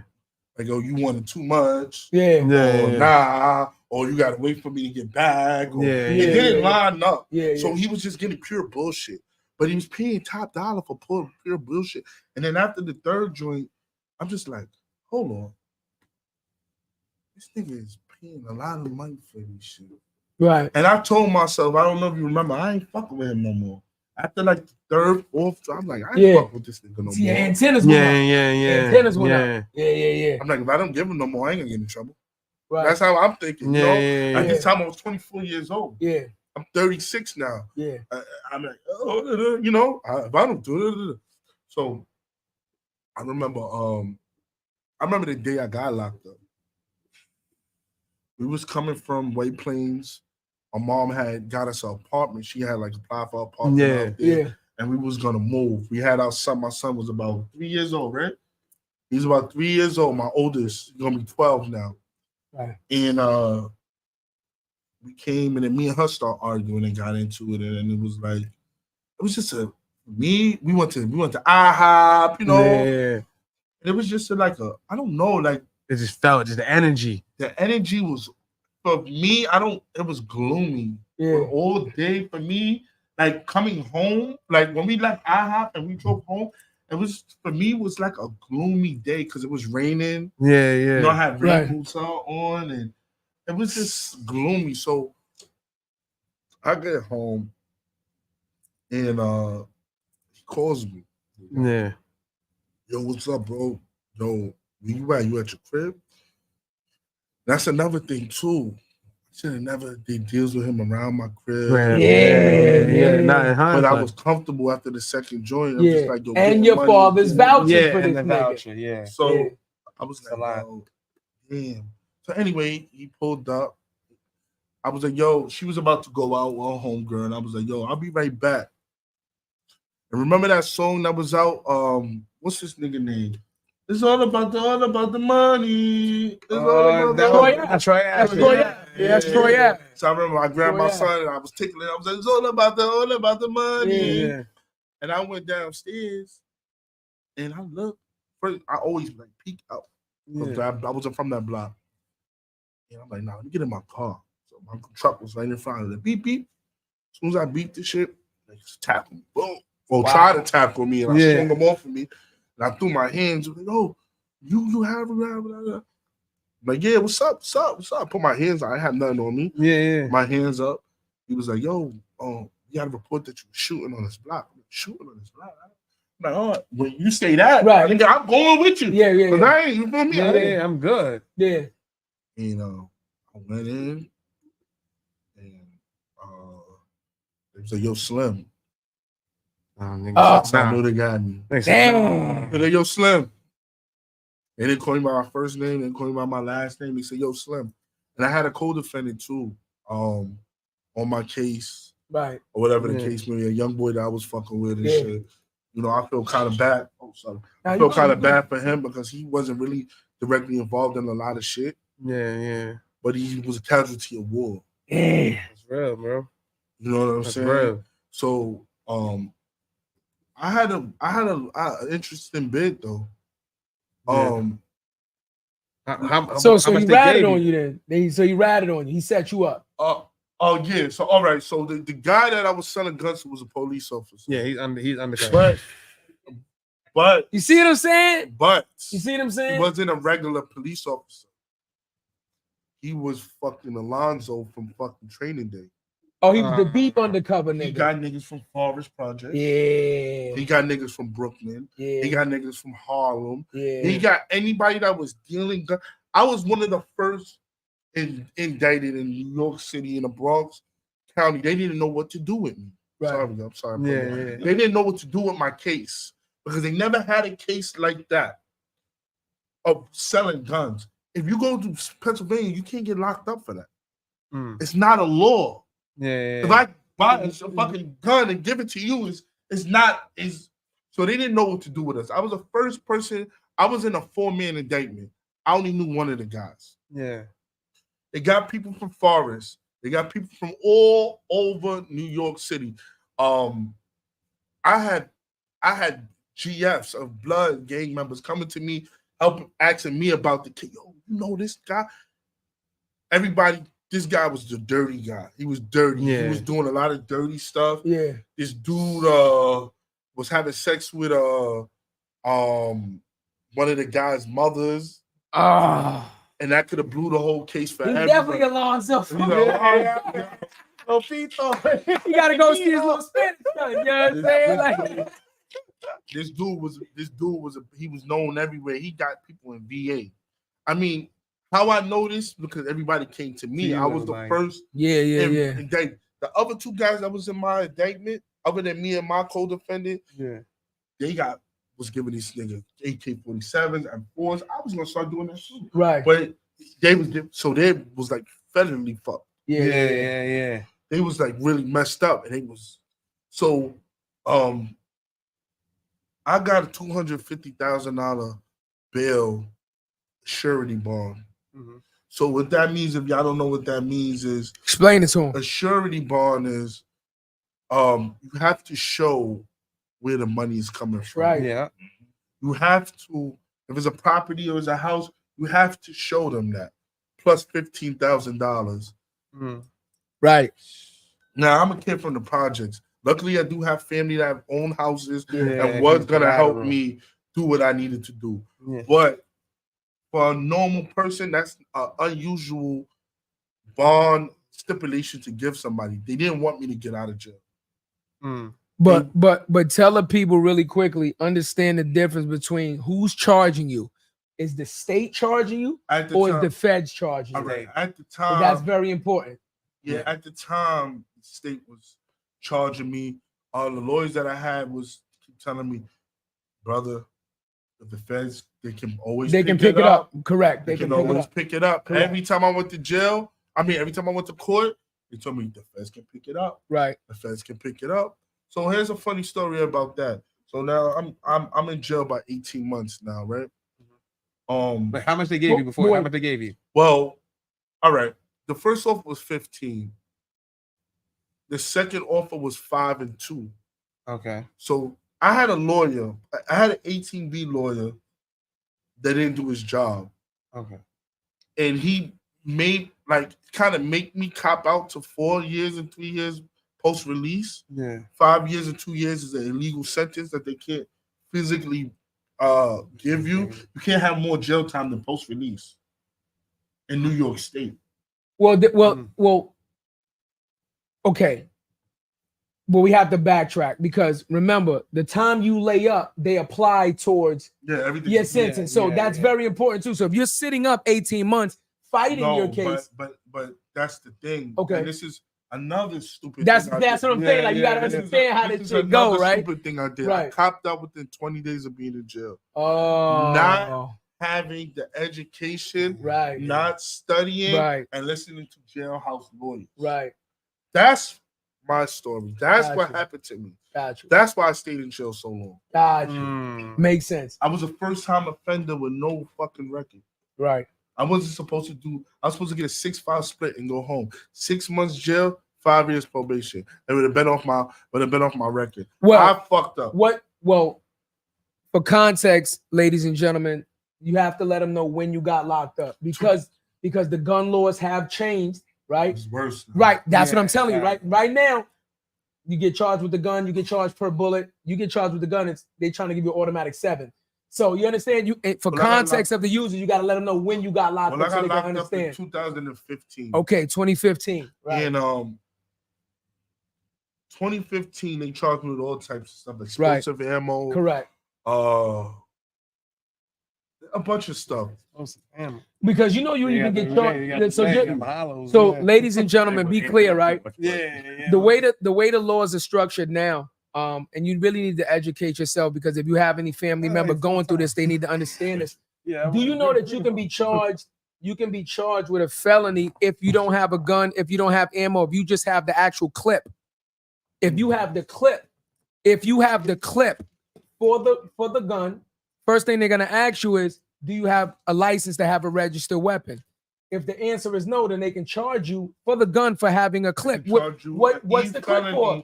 Right? What's the clip for? Right? You understand? For having bullets in your pocket. That's a fact. For having a clip. That's a fact. Anything that has associated with a gun. That's a fact. But I was so paranoid. Yeah. I never sold a person a gun with bullets in it. Okay. You try that shit and see if it work on your own time. Right. Yeah. You're not gonna shoot me and take my money. Yeah. That's what helped me. Yeah. I got a D felony all around. Felony. Okay. They didn't have nothing on my code D. We didn't have the education.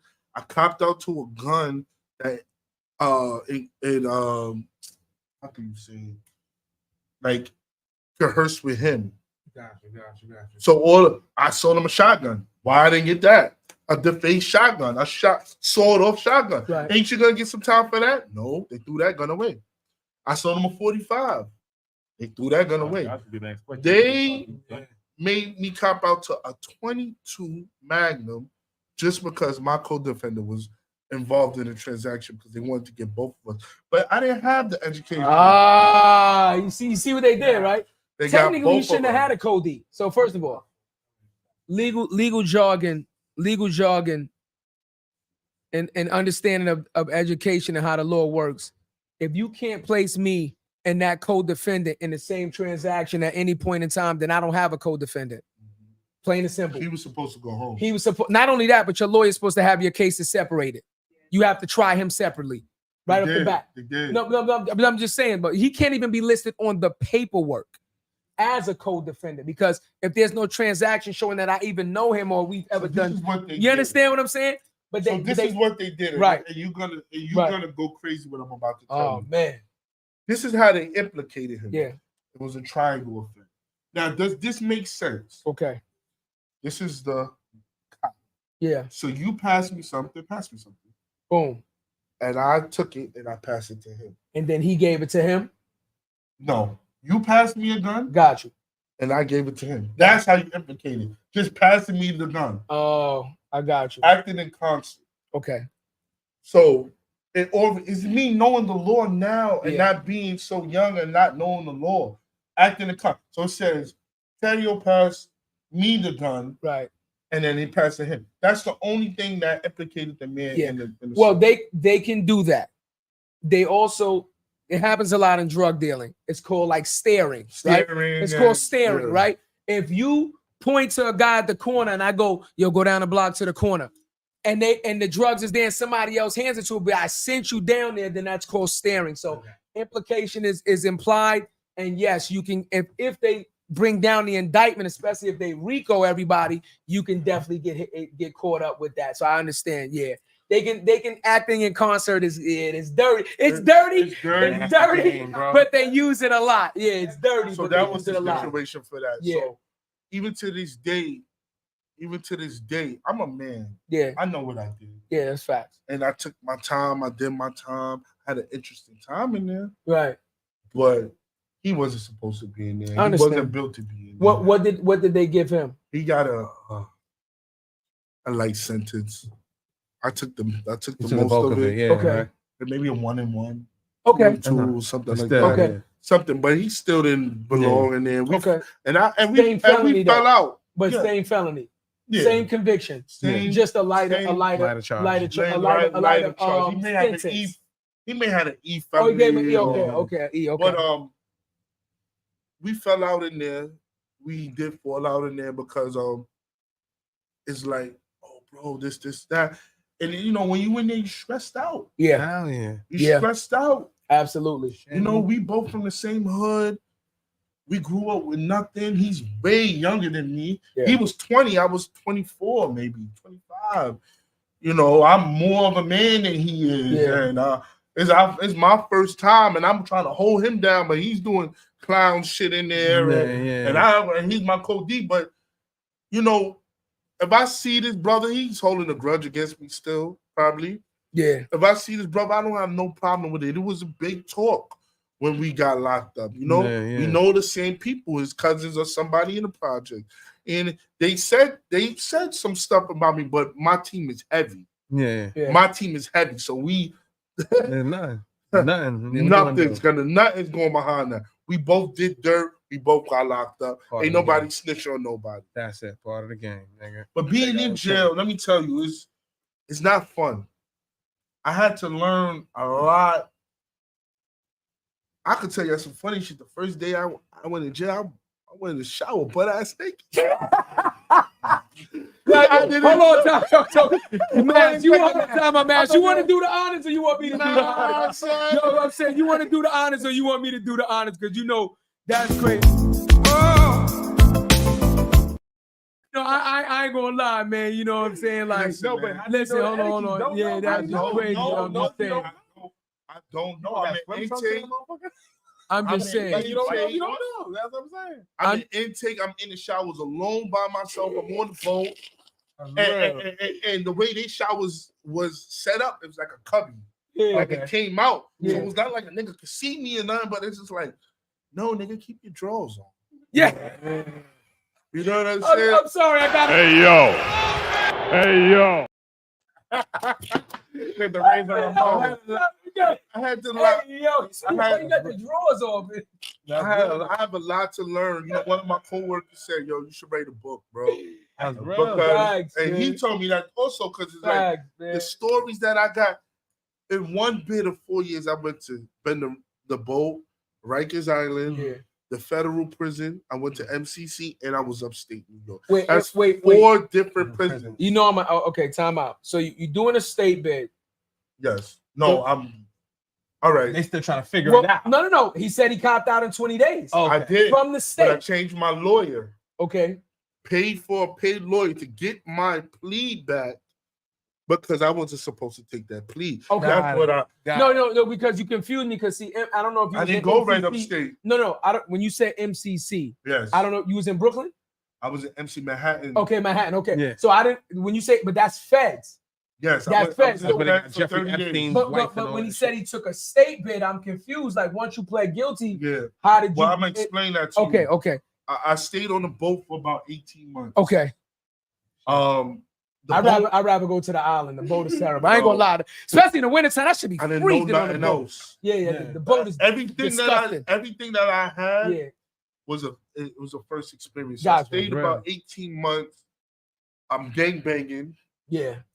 I had a strong team. I controlled the food. I controlled the phones. Anybody say different? At that time, I controlled the food and I controlled it. Let me tell you something about Jeff. You control the food and you control the phones. You're the most powerful dude in that house. That's a fact. Yeah. I didn't want that job, but I was. Message. You just did. I inherited the job. Yeah. So that was a good time and shit. The few niggas fed off. I inherited at this time. At this time, I'm in probably 1 BB, 3 BB was my house. I had the house. I had the phone. I had every blood behind me. The Spanish guys had the phone. At this time, a Pati Aldu came in. It was kind of pretty new. At that time, I embraced him. Yeah. You gangbanging, that's your phone. Yeah. You don't fuck with our shit. Yeah. But like I said, more politician than violence for me. Yeah. You know, one of the guys that was actually I was cool with, he all right, so on a boat, we go to the roof for wreck, and they have a barbed wire. Yeah. So he would go up there and get all the Spanish people, and they would break off the barbed wire. Yeah. By a knife. So he took my right hand man out. He put a piece of barbed wire on his bed, called the police. They came in, took him out. So everything is chess. It's a move. You take your queen away. It's just the king, the rook, the fucking jack, whatever it is. So he took my boy away. Boom. Next week, next 3 weeks, everything's good. I'm still controlling the phone. My wife can tell you I call to every fucking night. I call to every fucking night. It's people that don't talk to their people for months. I call her every night, or I'm gonna fucking die. This motherfucker. Nah, I feel you. I gotta know what's going on in them streets. Yeah. So it came, and I was, like I said, I controlled the phone and I controlled the food. I don't know if I can do that shit now, but back then I could. And cops came, yo, search. Look under my bed, fucking barbed wire. Crazy. Rested me, took me out. Wait, what was under your shit? A barbed wire. All right, so while you was going, they set you up. Me and my man. Yeah. So I was so. That's crazy. I've been in there 18 months. I was so liked in the prison. Yeah. By officers, by every. This lady said, I remember her name. She was a dang. Yeah. Hold up. That's Manson. Come here. Yeah. I was like, yo, listen. What can I say? I'm not no fucking rat. Yeah. I'm like, listen, they found some shit under my bed, and somebody put that shit under my bed. Right. That shit ain't mine. I'll tell you where my shit is at. Yeah. She said, yo, go upstairs. I was actually on 1 BB, actually. Go upstairs. They rehoused me. Now I'm shooting missile at you, nigga. Yeah. Because you did the most. Dirty, yeah, that's crazy. Shot a missile at that nigga. Called her. Yo, listen, they moved me. I don't know what's gonna happen. Gang unit came in. Yeah. Want me. I've been in every part of this fucking prison. I never seen this room in my life. Want me in a laundry room. Read the paper. My full name, my mother's address, 1890 Sheffield Avenue. Yeah. Oh, so you a Bloodhound Brim, huh? So I don't know what the fuck you talking about. Yeah. That's not my set. I can tell you no. Yeah. The rules of being in a gang in jail is you are not supposed to be category or let the police let you a blood, but you don't tell them what the fuck you are. Right. Yeah. You know what I'm saying? They went off of my address. They say, man, you getting the fuck off. We SRG and you getting the fuck off this boat. Took me to 4 building. No, they took me to Beacon Box. Oh, Beacon. Yo, you took on SRG. I'm saying all the stuff you think I need a damn dictionary. All right, I'm sorry. Yeah, I'm sorry. That was good. Now you party. All right, now you guys party. You party. I'm sorry. I'm sorry. Some nigga that's like SRG thought the same shit. All right. So we gotta. SRG is a term that they use for the correctional officers to even label you as a gang member in a state. Right. So now I got SRG and I got red ID. So red ID is I'm a violent inmate. Yeah. That means when I go to court, I can't wear a suit. I have to go in oranges and I have to be chained, shackled up and like a fucking animal. Yeah. So that's what they did to me. But God is good. Remember I told you God is good. That's a fact though, bro. It took me to Beacon. I did 30 days in the box. Now, this was the hardest part of my bid because I went crazy. I was in a box with Bobby Smurder. I was 15. That nigga was like upper. I could see him. Yeah. This is the time with Bobby and Rowdy and all these because I was upstate with Rowdy Rebel. I used to play basketball with him and baseball and all of this stuff. Yeah. So I went crazy because the property that they took, I borrowed some books and stuff, some porn, some shit, whatever. I had a few books and stuff. Some essentials. But I went crazy because I remember it was July 3rd. That's crazy. It's Pop's birthday. Pop's B-Day. That's crazy. And when he was celebrating happy birthday, I was in the box. In the box, and that's crazy. I went crazy. I did 1,000 push-ups every day. You have to ask to get a shower. You have to ask to get a phone. Sometimes the phone don't come all the way around. You only get 6 minutes. No commissary, no nothing. You in there. My box was next to Rosie's. So the niggas used to yell to the girls, yo, my DIN number is 008. They used to have conversation all night. Yeah. People screaming, doing that. Like, it's a mental warfare, bro. And I'm not gonna lie to you. I went crazy. I broke down. I went crazy. I was physically strong, but I wasn't mentally strong. I started taking pills. They was giving me pills to go to sleep. I couldn't. I broke down.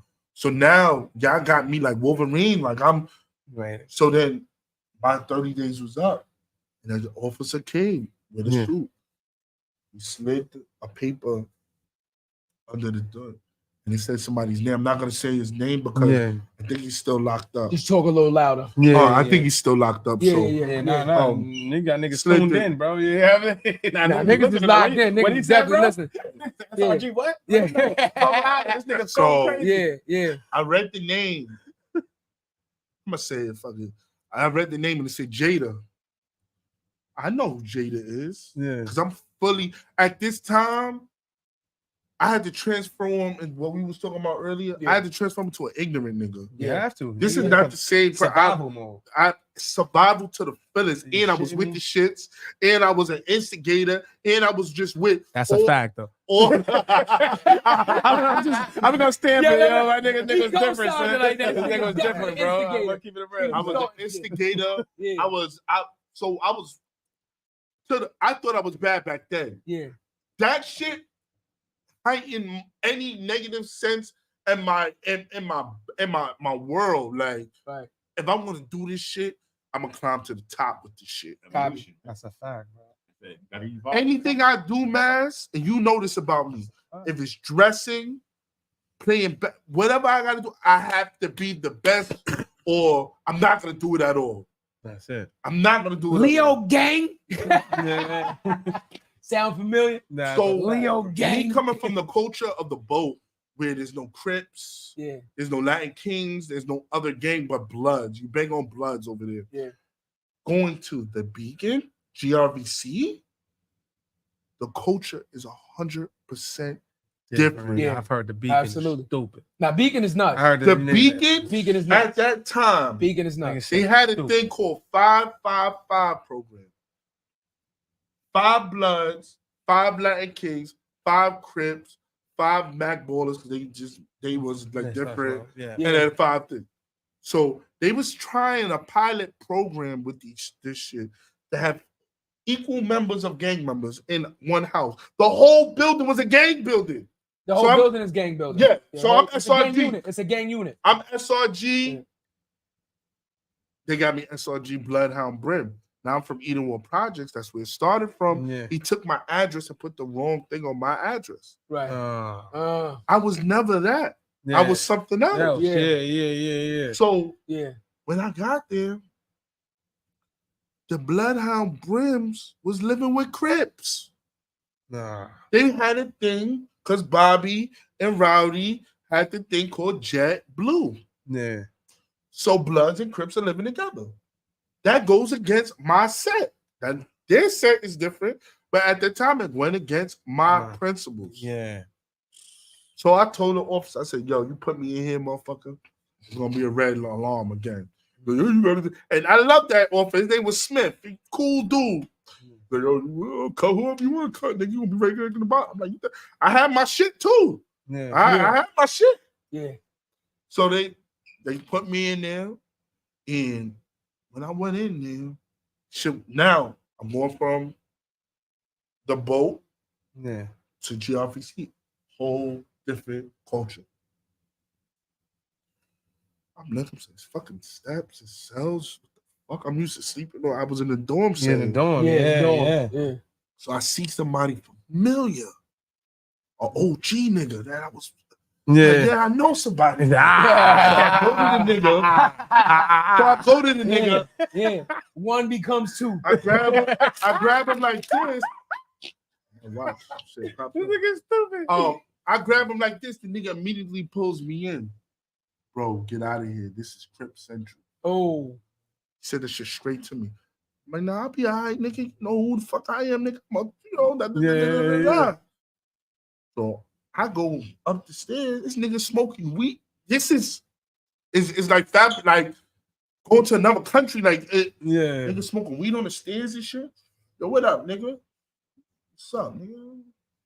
So when you on the boat, nigga, you salute whoever you gotta salute. Let niggas know who you are, whatever case may be. So I went in there, got my shit, put my shit in my hand. At that time, we used to have a little string on it. You feel me? Yeah. Cut a nigga, put it in the boom. We got a yo-yo. Nigga, Spider-Man. You cut it, nigga. I love that shit. You cut it, nigga. You know you gotta. Not the yo-yo, Mike. Get over here. Let me explain it to you. You put it on your hand. You gotta cut the dude, but you put it on your hand so it's like, God forbid, you fight and you don't drop it. Bing bong, all right. You know, it's there. Like it's gonna be whatever. It's gonna be dancing around. It's like, hey, brother. So I said, yo, I walk back down and said, niggas are smoking weed. This is my nigga to this day too. My nigga Chance. He was like, I'm like, yo, what's popping, nigga? Said, what? Nigga, ain't no popping around here, nigga. We Crip. I said, oh, okay. Big. So then the person that I told you that they slid the name to me, he came to me. He knows who I am. He said, yo, what's up, Slim? What you doing in here? I said, yo, nah, I just came from the boat. Telling him my situation and shit. And he was like, yo, better just get out of here, you know. And this is a nigga that I used to eat with. Yeah. He was like, and this is how I knew the gang culture is crazy. Yeah. He was like, yo, I know what you took an oath for, but this is what we doing in here. We living with them. We riding with them. Man. That's why I could never get with that. That's why I could never get with we that. red. Yeah. And you going against the red? I never get so I was like, yo, that's crazy. Hit him with the sheet. Nah, that definitely broke my heart, bro. What's going on in here? And then, Foolery. yeah, it's crazy. Buffoonery.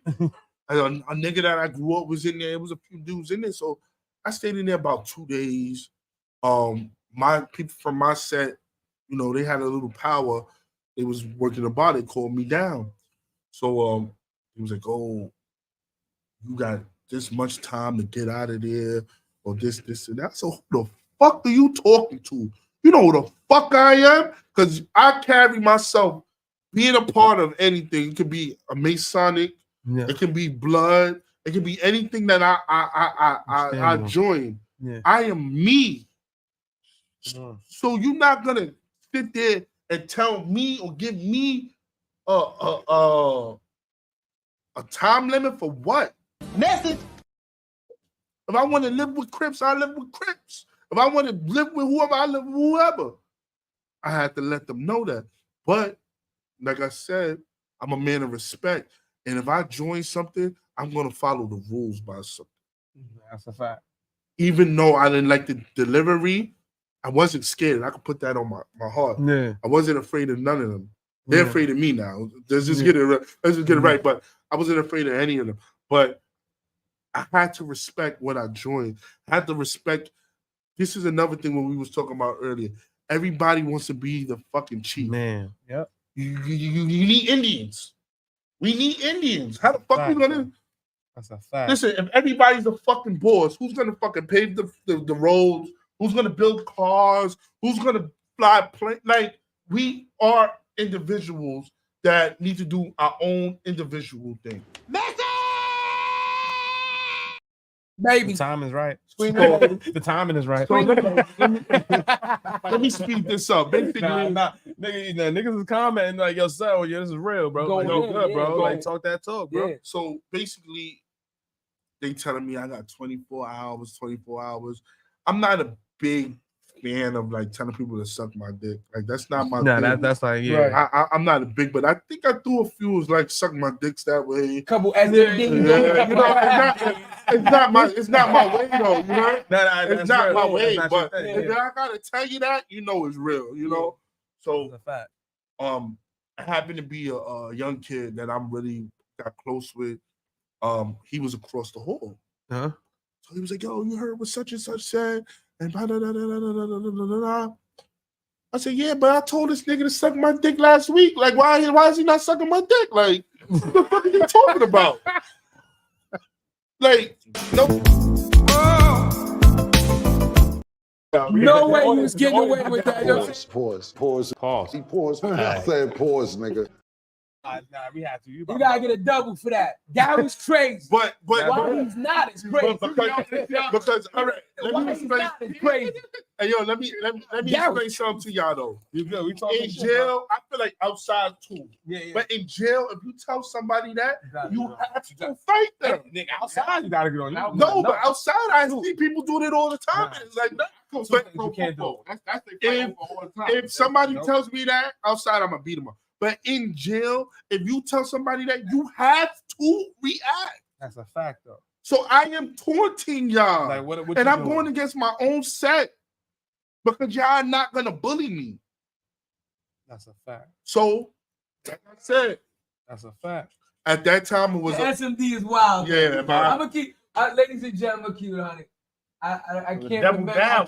I can't remember a day a nigga told me SMD and we didn't shoot the 5 right after. Never. I'm just being honest. Anybody that know me growing up, that's crazy. Anybody that know me growing up, you can do a bunch of just stupid shit. The SMD is like, you can say fuck your mother. Don't say. You're not saying that either. You're not saying that either. But no, I'm not being honest. I'll take that. No. I'm not saying that either. You're not if I can't get after you, you're not disrespecting Mama Love. The SMD is an automatic. It's not. Like those two. Those are my two. Niggas call me pussy every day. I don't care about that. I'm pussy. SMD spitting on me. Yeah. There's certain things. Certain things I would let you square up to. You spit on me, I'm just swinging. Like there's no conversation. Like the SMD, There is no give you a chance to get prepared. You should have been prepared before you said that. Nigga said on the chat, Chad is a pause. Yeah, say listen. Just so you know, I'm gonna let him go, but just so you know, growing up in Forest, my nickname was Bad Chad. Nah, I heard the story. No, be clear. Be clear. Man. Be clear. I tell the story all the time really quickly. It took me 3 elementary schools to graduate elementary school. Like I started getting kicked out of schools in the 4th grade. No, seriously. Like kicked out for like attempt and all. Like, I was wild. I was only like 4'11". I was like the Tasmanian devil. You couldn't say too much without me throwing bricks through your window. Like I'm just saying. So when you the SMD and the fuck your mother, you must want this issue. Like you know what I'm saying. Let me tell you something. You see these young kids out here and doing the wild stuff and all that. Yeah. They in there. Yeah. They're in there. Yeah. So you have to, this is what I said. Yeah. You know how you turn Super Saiyan? I had to go Super Saiyan 3 because they are there. You have to match their energy. That's a fact. And you have to let them know. I told, and this nigga doing life, I don't care. I told the big fucking homie that's gonna tell me to go do something to suck my dick in his fucking face. Right. He pulled the knife out. I was coming from church. This nigga pulled the knife from me. I said, what the fuck you gonna do, nigga? Right. What do you want to do? Nigga, suck my dick, nigga. Right. You know how he want to kill me. Of course. He's want to kill me. Of course. But this is what I'm saying. You have to meet intensity with intensity in it. That. Because if you are a sheep, they're going to eat you alive. Niggas that I love right now, my brothers that said in my face that Slim, we didn't think you was going to make it. Are you fucking crazy? Look at the things I was doing out here. Nah, I got you. Right. Are you crazy? Yeah. Oh, no. Niggas said, yo, I ain't gonna love you. Laughing. And y'all niggas ain't making it out here. Yeah. How about that? Message. Sorry. Y'all niggas ain't making it out here. How dare you? That means you don't know me as a person or know what I'm capable of doing. It's many times I wrote this girl and I told her, yo, damn, it's a story I want to tell. Like, this is how I knew God was real. And I told you how I found myself. Let's keep There's many times I tell him, like, yo, baby, I'm gonna kill this motherfucker. Hold on, time out real quick. Can we switch places real quick? Yeah. Can we Yeah, get you over here real quick? Because you got to baby. Let's just go. Because you black the story, so you know what I'm saying? To show her a reaction to it. So real quick, before you start the story, please introduce your beautiful wife to the public. This is my wife. This is my wife, Candace, my life partner, my business partner. This is MNC Sneaker World. MNC Sneaker World, right? So this is the C in the MNC, right? Right. New Rochelle. Well, it's actually named after our children, Mason and Cameron. Okay, well, listen, it still made sense. Uh-huh. It's definitely did. He's just a conviction, though, right? So I said, they would have believed it. He's ready.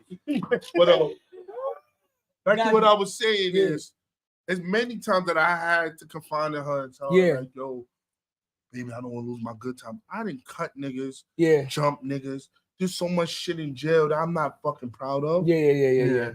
And I didn't lose no good time. It's God. Right, I'm gonna tell y'all a story. I got a lot of stories. We're not gonna be here forever. Hold on. What period? Hold on. What period we in, man? About 5 or 6. All right, so let's start fifth period. Let's start fifth period with the. Let's start fifth period with the bell right now. That's the fifth period bell. This is how I knew God was real. Yeah.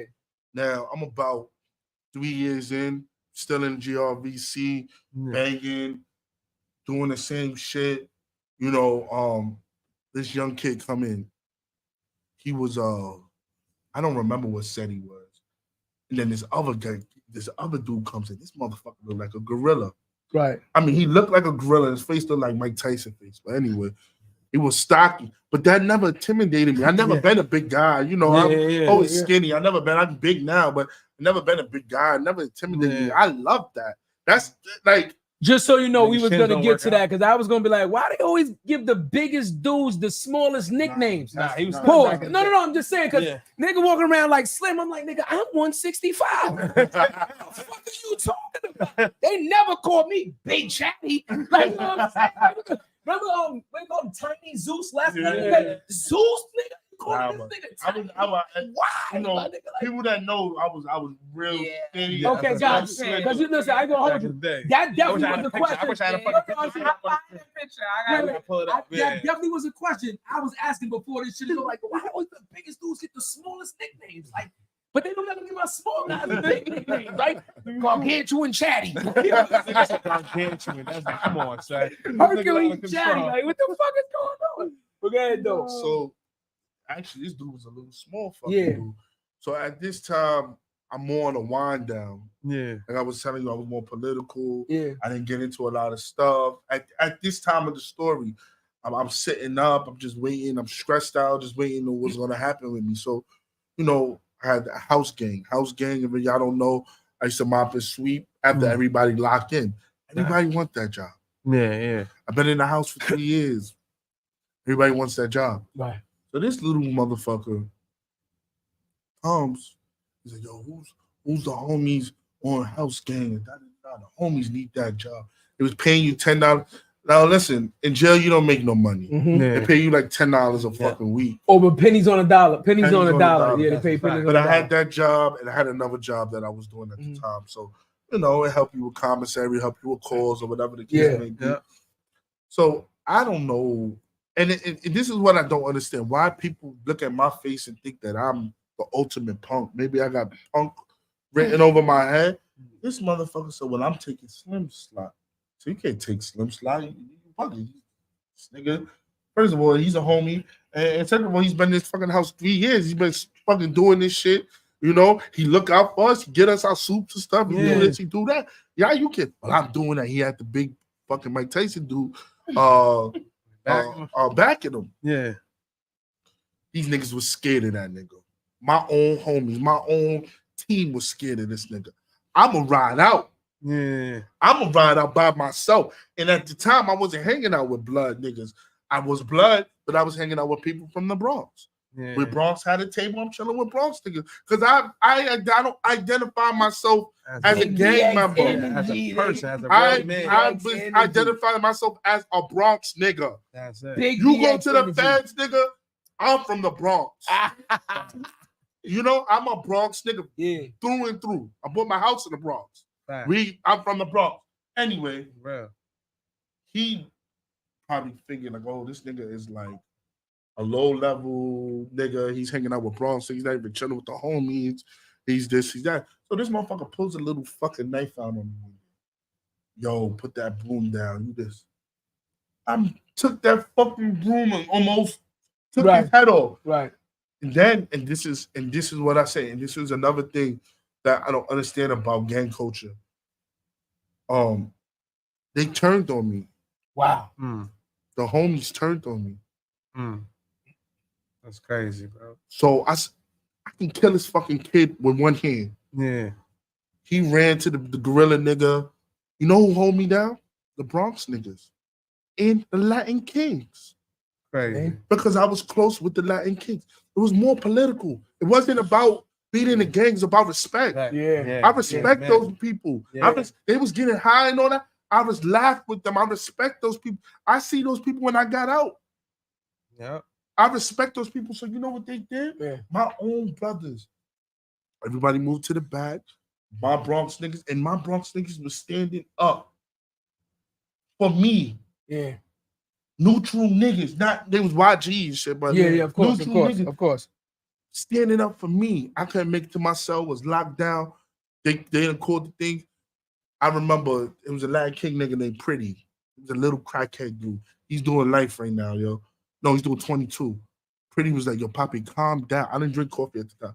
He's like, Poppy, calm down. I was shaking. I was so mad that these niggas that I was in the house for 3 years gonna take over for me. He handed me a cup, a green cup. When you go to jail, you get a green cup. He handed me that cup. And under that cup was a name. Wow. He said, drink the cup. And my hand was shaking. I'm not gonna lie. He said, drink. And when I pulled the car, you're all right. You're gonna be good. Yeah. You're gonna be good. So I told the nigga, let's go. Like I turn to the halt sometimes. In the middle, let's go, let's do it. Oh, you making it hot, you making that. They talking all that hot shit. Let's go. Because I want to go knife for knife. Yeah. That's what I do. I go knife. We going in the cell, I'm going knife for knife. We going knife for knife. Nigga, one of us is coming out the shit. You know how many times I went in that cell when niggas and came out that cell? We going knife for knife. That nigga is not built like that. So I was so mad. I was so heated. I had that knife. I slept with that knife in my hand. So the next morning, I told that nigga, I said, yo, when you come out for breakfast is 4 a.m. When you come out for breakfast, I'm gonna fucking kill you, motherfucker. And I meant that more than I meant anything that I'm saying on this fucking podcast. I was gonna stab him in his fucking neck and kill him and throw away everything that you see now would never exist. I sat down after that, though. After I said that statement, I prayed. That's real, bro. And I asked God for wisdom and guidance. I didn't wake up for breakfast. But when I did wake up, she was coming to visit. They now, yo, you got to visit. Come on, we leave you.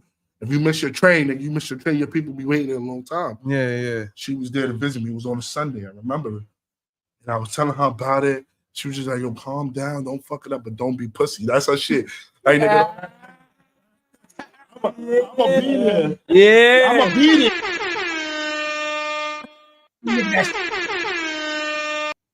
That's right. But don't be pussy. That's a fact. So before I left out, I handed we call it a gun. I handed my knife to my man. Yeah. Make sure when I get off the visit, you are at this door waiting for me. Right. He was at the door waiting for me. So now I'm hunting. He's not in the house. They went to law library. Hour go by, 2 hours go by, 3 hours go by. I was, like I said, I've been there a long time with the people. I'm like, yo, what happened? Oh, yo, they just raided the law library. All them niggas out there just got transferred. Wow. Him, the Mike Tyson nigga, or anybody. That's fucking day. No, immediately. We said they raided the library. Raided the law library. And whatever niggas had on them at that moment, transfer them immediately. So that's crazy. Me from killing him. Then later on the decline of my bid, this is the decline of my bid, because of the decline, we didn't been having riots, we didn't been fighting police. I was tired, and I could tell anybody I was mentally and physically tired. I had 8 months left to do. Right, you ready to get home? I transferred the last 3 weeks of my bid to the dog house. They had dogs. We was taking care of dogs. Yeah. Next to my house, now it was people that wasn't really irrelevant in that house. It was a little lap kings gangbang. There was no gangbanging in there. It was just we were sitting there watching Jay-Z in my lifetime. Niggas ready to get home. So next to us, that's the niggas that get the cushy jobs that end up getting transferred when they come down to the bookings to give niggas their food and all that. They get the green uniform. Go to the center. That's it. Them niggas ain't doing nothing wrong. They don't think I'm going let me tell you 30 or less. It wasn't that.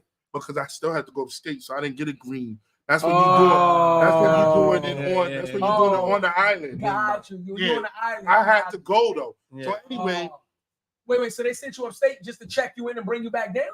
Yeah, I had to finish my time. That's what I just said. I knew they was gonna. That's crazy. They had to finish my time. Dirty with that. And niggas is dirty with that. They're not gonna keep. You have to get a number. Yeah, you gotta get a number. Yeah, you gotta be on parole. Correct. So next to my house was the snitch house. So all the snitches from all the jails was in that house. So we everything that we shared the kitchen. Who was in that house? The kid I was gonna kill. The gorilla? No, not the gorilla nigga. The small one who said he wanted to take his spot. But he was a snitch. And he's begging me, yo, Slim, yo, I'm hungry. I need you, homie. I need you. You know what I did? Gave him food. You fed him? Fed him. I cooked food for him. I'm keeping 100 with you. Get him. Nah, I'm keeping 100 with you. He couldn't physically. I wouldn't be honest with something. you. Nah, you had he couldn't physically. Toilets, my nigga. Like he couldn't. God did something to him. That's a fact. That's a fact. That's a fact. He couldn't physically beat me, mentally beat me. He didn't have the stature. He couldn't win. I got you. You know how? You know? You can't win. So what am I gonna do? Be a bully? I'm not a bully. Then I got out of jail and I seen him at parole. Right. He want to talk to me. Bro, I can shoot you in your head right now. Yeah. But I don't dwell on stuff like that. I'm not dwelling on stuff. I went to the feds, bro. fighting with the police. I signed a piece of paper. They took 30 of us to the feds. I had to deal with the fed life. These niggas got screwdrivers and shit. Right. Like, yo, I've been through so much. I went upstate. I seen a dude put it. I don't even know what this was. It was this big, put it through a guy's neck. And half my face was frozen on the floor because it was on the gun towers. I was in Ogdensburg, New York. Yeah, it's crazy. You know, I've been through life. I've been through a lot. And this is what I'm trying to tell you.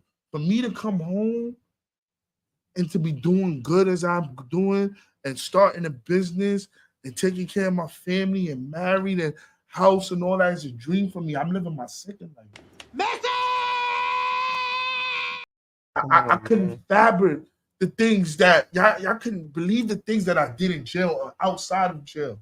So when somebody come to me and talk about some blood or this or that, I love my brothers.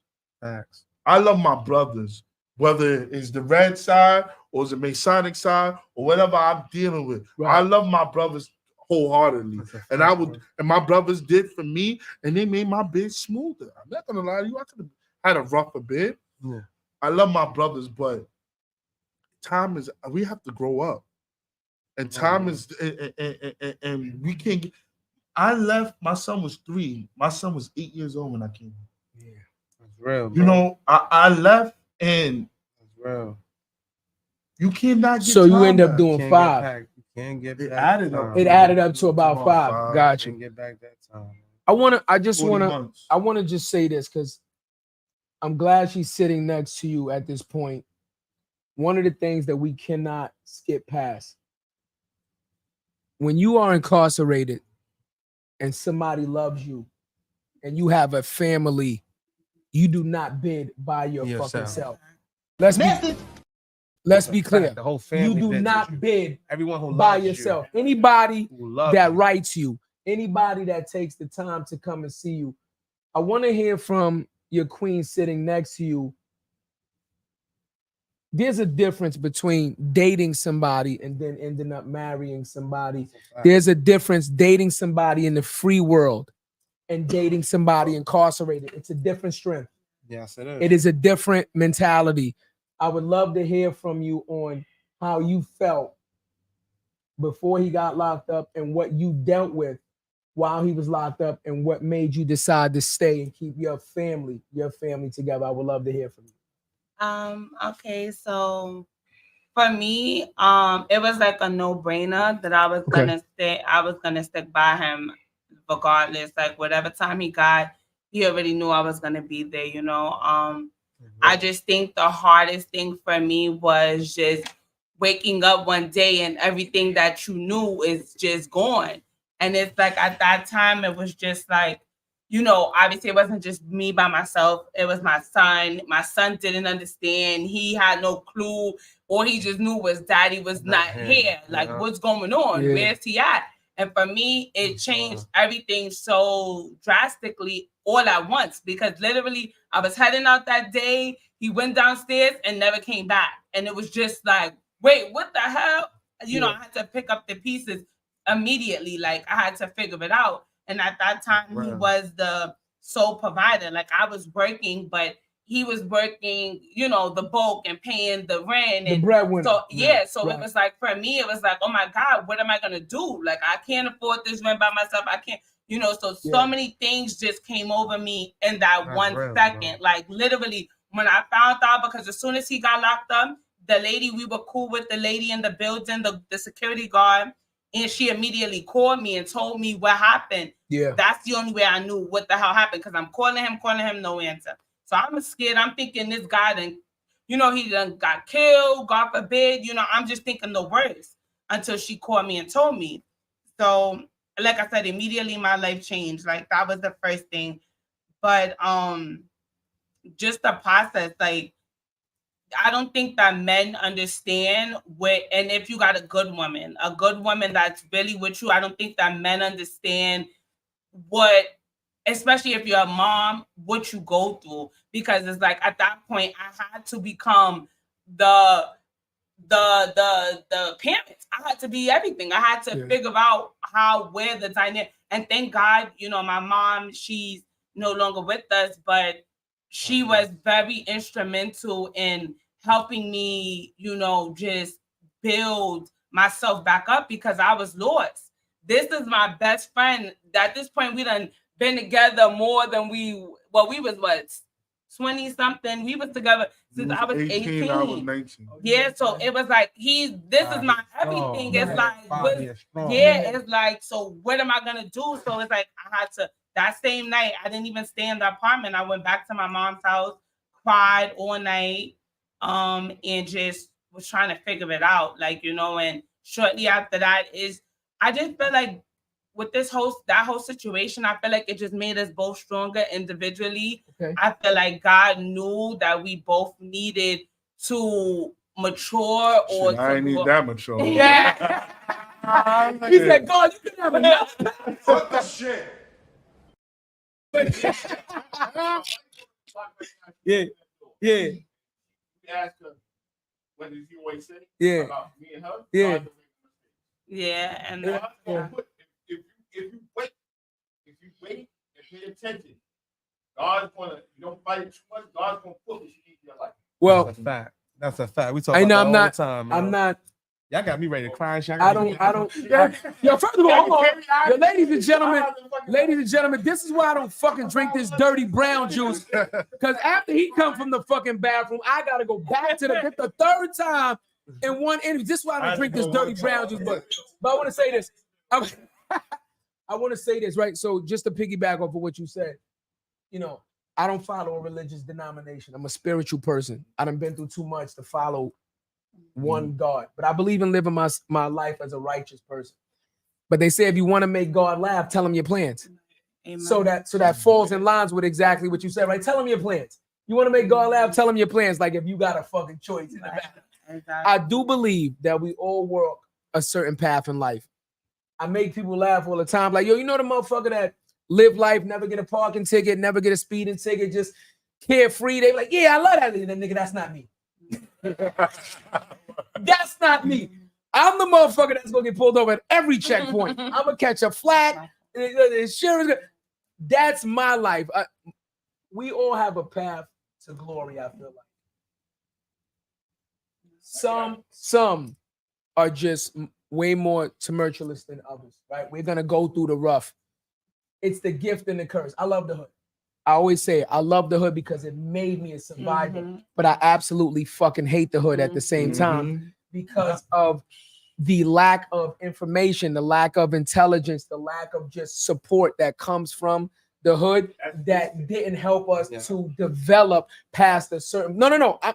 Now, technically, I'm born in 79, but late 79. So technically, I'm an 80s baby because all my childhood is the 80s, right? So crack epidemic, the whole shit, right? Shit was real. I'm telling you, like I said, I started getting kicked out of school, 4th grade, bro. This shit is real. I'm not joking with it. He'll tell you, right? I lived in crack houses. I lived this shit. It gave us the will to survive and fight. But through everything that I went through, I had a support system. Thanks. That's why I needed her to give her view. What you said before, that anchor was from the support system. What you said before about being grounded and having something to come back, my grandmother, his uncle, that taught me the foundations, even when I didn't listen initially, even when I still did my own thing. When I finally smartened the fuck up, I had something to come back to. But if we don't have something to anchor us down, we will fucking stay afloat. We will go out to sea. That's why it's so important to hear her version of what did you have to do? Because let me tell you something, success cannot be in a singularity. Just like it takes a village to help raise a child, it still takes a village to help us continue to grow and develop. So her saying it was a no-brainer is phenomenal. Let me applaud you. No, that's no, we going on. Let me applaud you. That's let me say something. Without you there for him, he does bid different. Right. It doesn't matter what the homie does. He kills that. It doesn't matter. Message. If he can't call you every night and get that grounding, if he can't write you and hear your voice and your womanness soothe him, he bids completely fucking different. And he might not never come home. I got you some back. I can't. Yeah, that's right. That's right. He told you what he's gonna do, the homeboy. You know what I'm saying? And your first mind was like, yo, don't kill it because you got to come home. But at the same time, that's what he would do. The same. Don't be like do what you do. But you gotta do what you gotta let him have it to come home. Right, exactly. And at the end of the day, I was hoping it didn't go down like that, but in my mind, I knew that he had to be a man. I wouldn't ever expect him to coward out of a situation. So at the end of the day, I was hoping and praying to God that and God answered our prayers for sure, because I was worried that whole night, just thinking like, oh my God. But I knew that I couldn't tell him to fold and not be who he is. Yeah, you got to stand on your principles. You got to stand on your 10 toes. You get that smut on your record. Yeah, right. You can never go nowhere. It's be killed, kill or be killed. Yeah. You get that shit on your jacket. Like I said, man. Saturday, you may meet some brothers and they'll tell you, who? I love that because that's real. I told her this yesterday. I never fucked nobody over that they deserve it.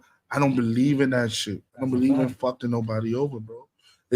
What is that getting out of me? That's why we. That's rock. A temporary high and a temporary satisfaction. But that's how we rock, bro. I'm gonna keep it all the way gangster with you, bro.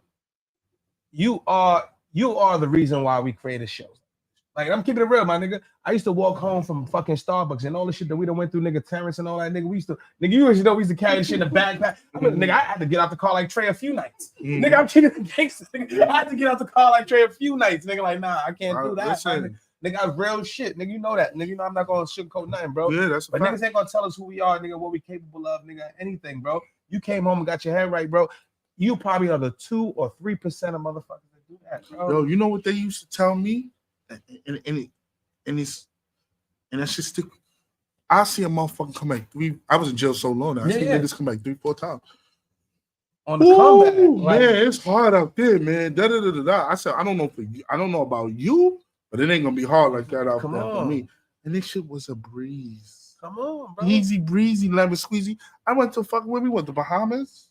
But no. Bahamas. Let's talk. Let's get to that. The match you have to yes, okay. But let's get to that, bro. Because you came home. Let's get to the nigga. You came home. You got wifey waiting for you, bro. What was step motherfucking one? Because people don't be knowing, bro. They don't be knowing them cheeks. Yeah, it ain't. I was step one. He's a real one. Message. Time out. Time out. Time out to eat. I couldn't wait. Hold on. You know that was my shit with Champ. But you gotta get this. Though. Hold on. You gotta get this. You gotta get this. Pay attention to this. Slim, you gotta pay attention to this right here. I'm gonna say this to you. You had my curiosity, but now you have my attention. Yes. Okay, OG, we're gonna see you later, man. Big dog. We appreciate you. Say peace to the peoples, man. You know what I'm saying? Now you gotta bend down low. Yeah, you gotta bend down low. I know your knees. I know your knees is low, but you got to get low. See Sneaker World. MSC Sneaker World, man. Make sure you tap in, man. OG. Yo, hold up. What's the podcast? More than the title. More than the title, man. All right, I'm gonna send it to you right now. All right. I just got one question really quickly before we go into the positive. I just want to know, at what point did y'all decide to take your relationship from boyfriend and girlfriend and obviously parents of a child at this point? Because you said you had a son, but you didn't have your daughter yet, correct? No, we have 2 sons. Okay, you got 2 sons. I'm sorry. So 2 sons. So you spoke about the oldest son, right? when did you decide to take your relationship from, you know, just dating to let's do this and let's form this marriage? Well, we was always gonna get married. Okay. We was supposed to get married. Fire. I went to jail at 15. Okay. 2020. It was before or after the pandemic came on. Before the pandemic. So right before. Right before. Because he said he did 5, so 15 and 20. Right before.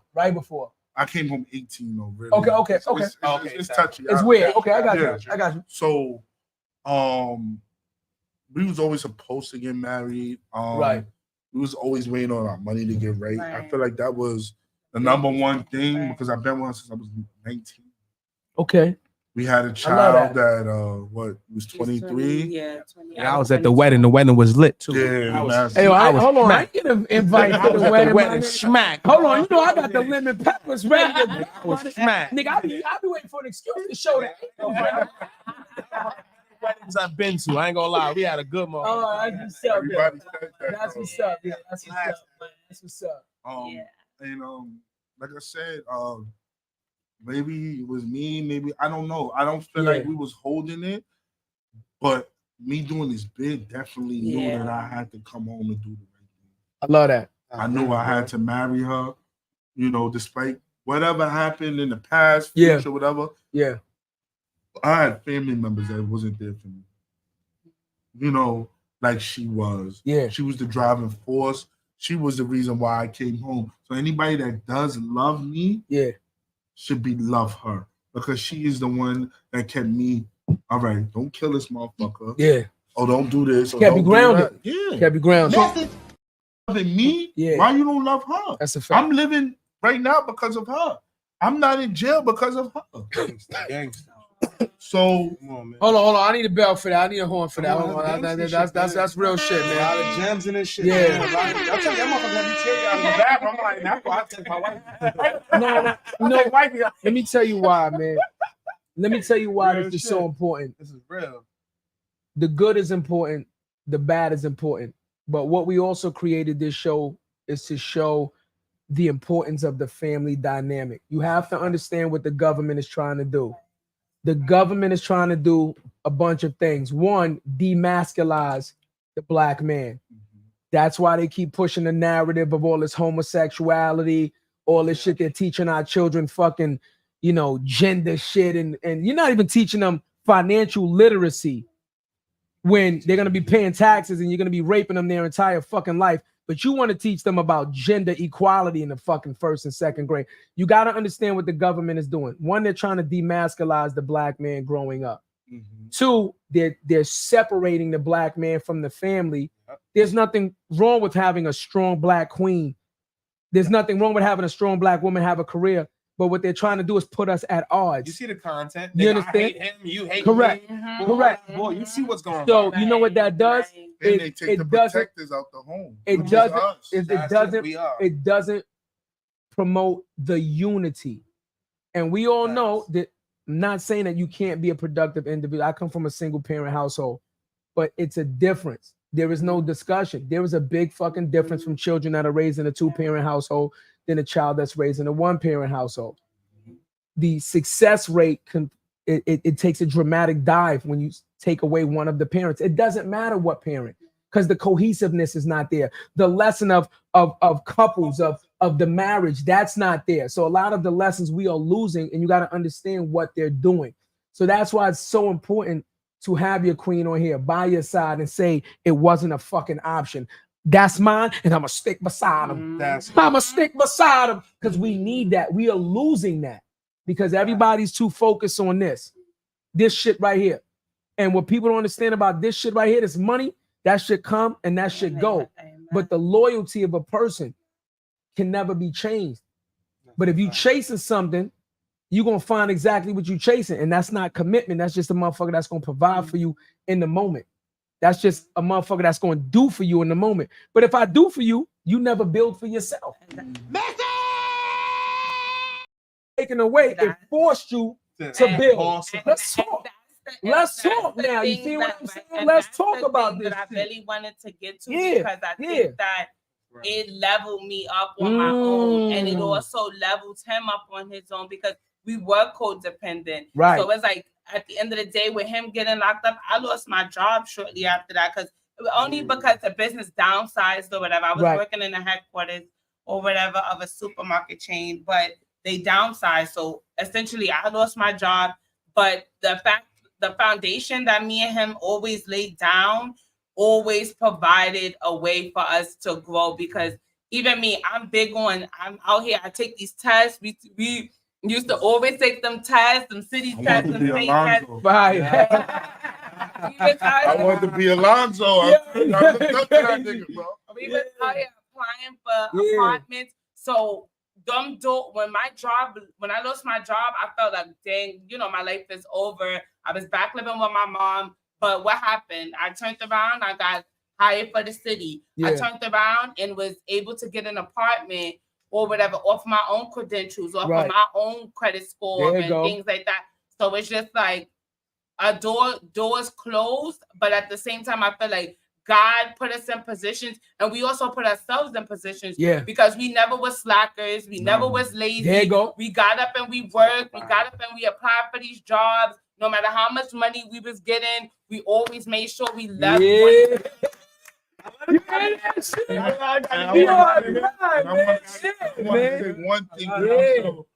want to say one thing that I feel like is mad important, because when you in jail, to keep a woman, it's hard to keep a woman. You gotta keep her mind stimulated, and stuff. And I'm gonna marry you, baby. But as soon as I got that money, I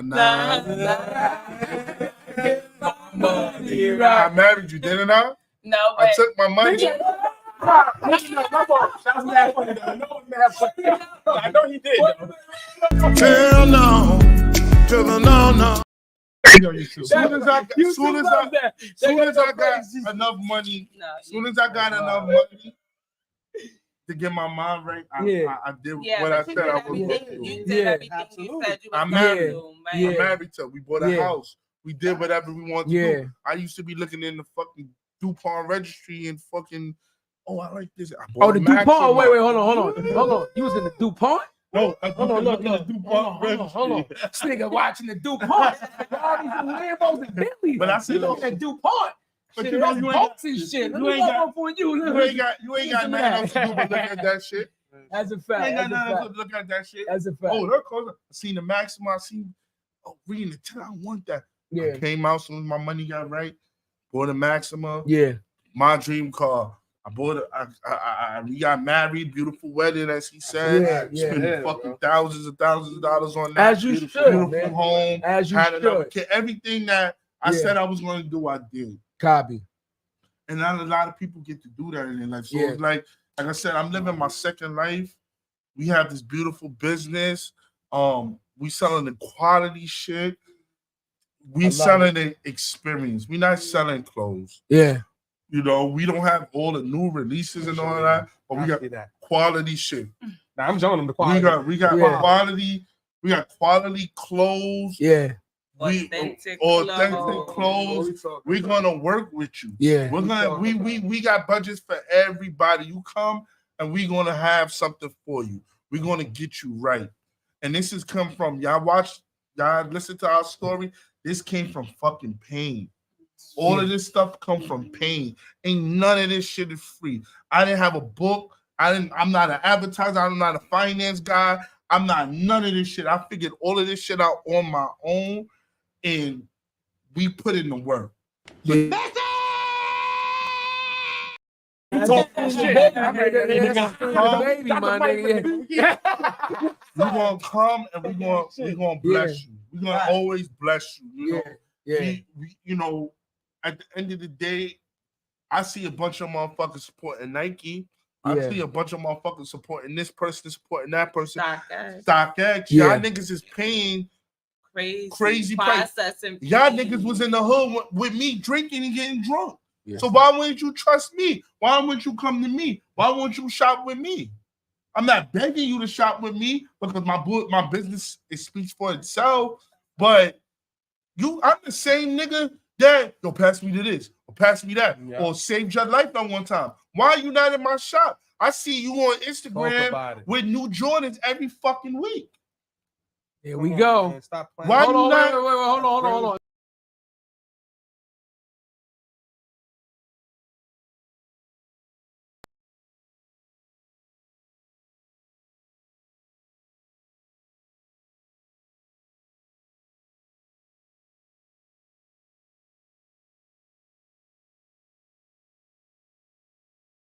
So We live again? Okay, here we go. straight. Hold on. But I wanna I love this episode. Hold on. This is dope. I So, love this episode.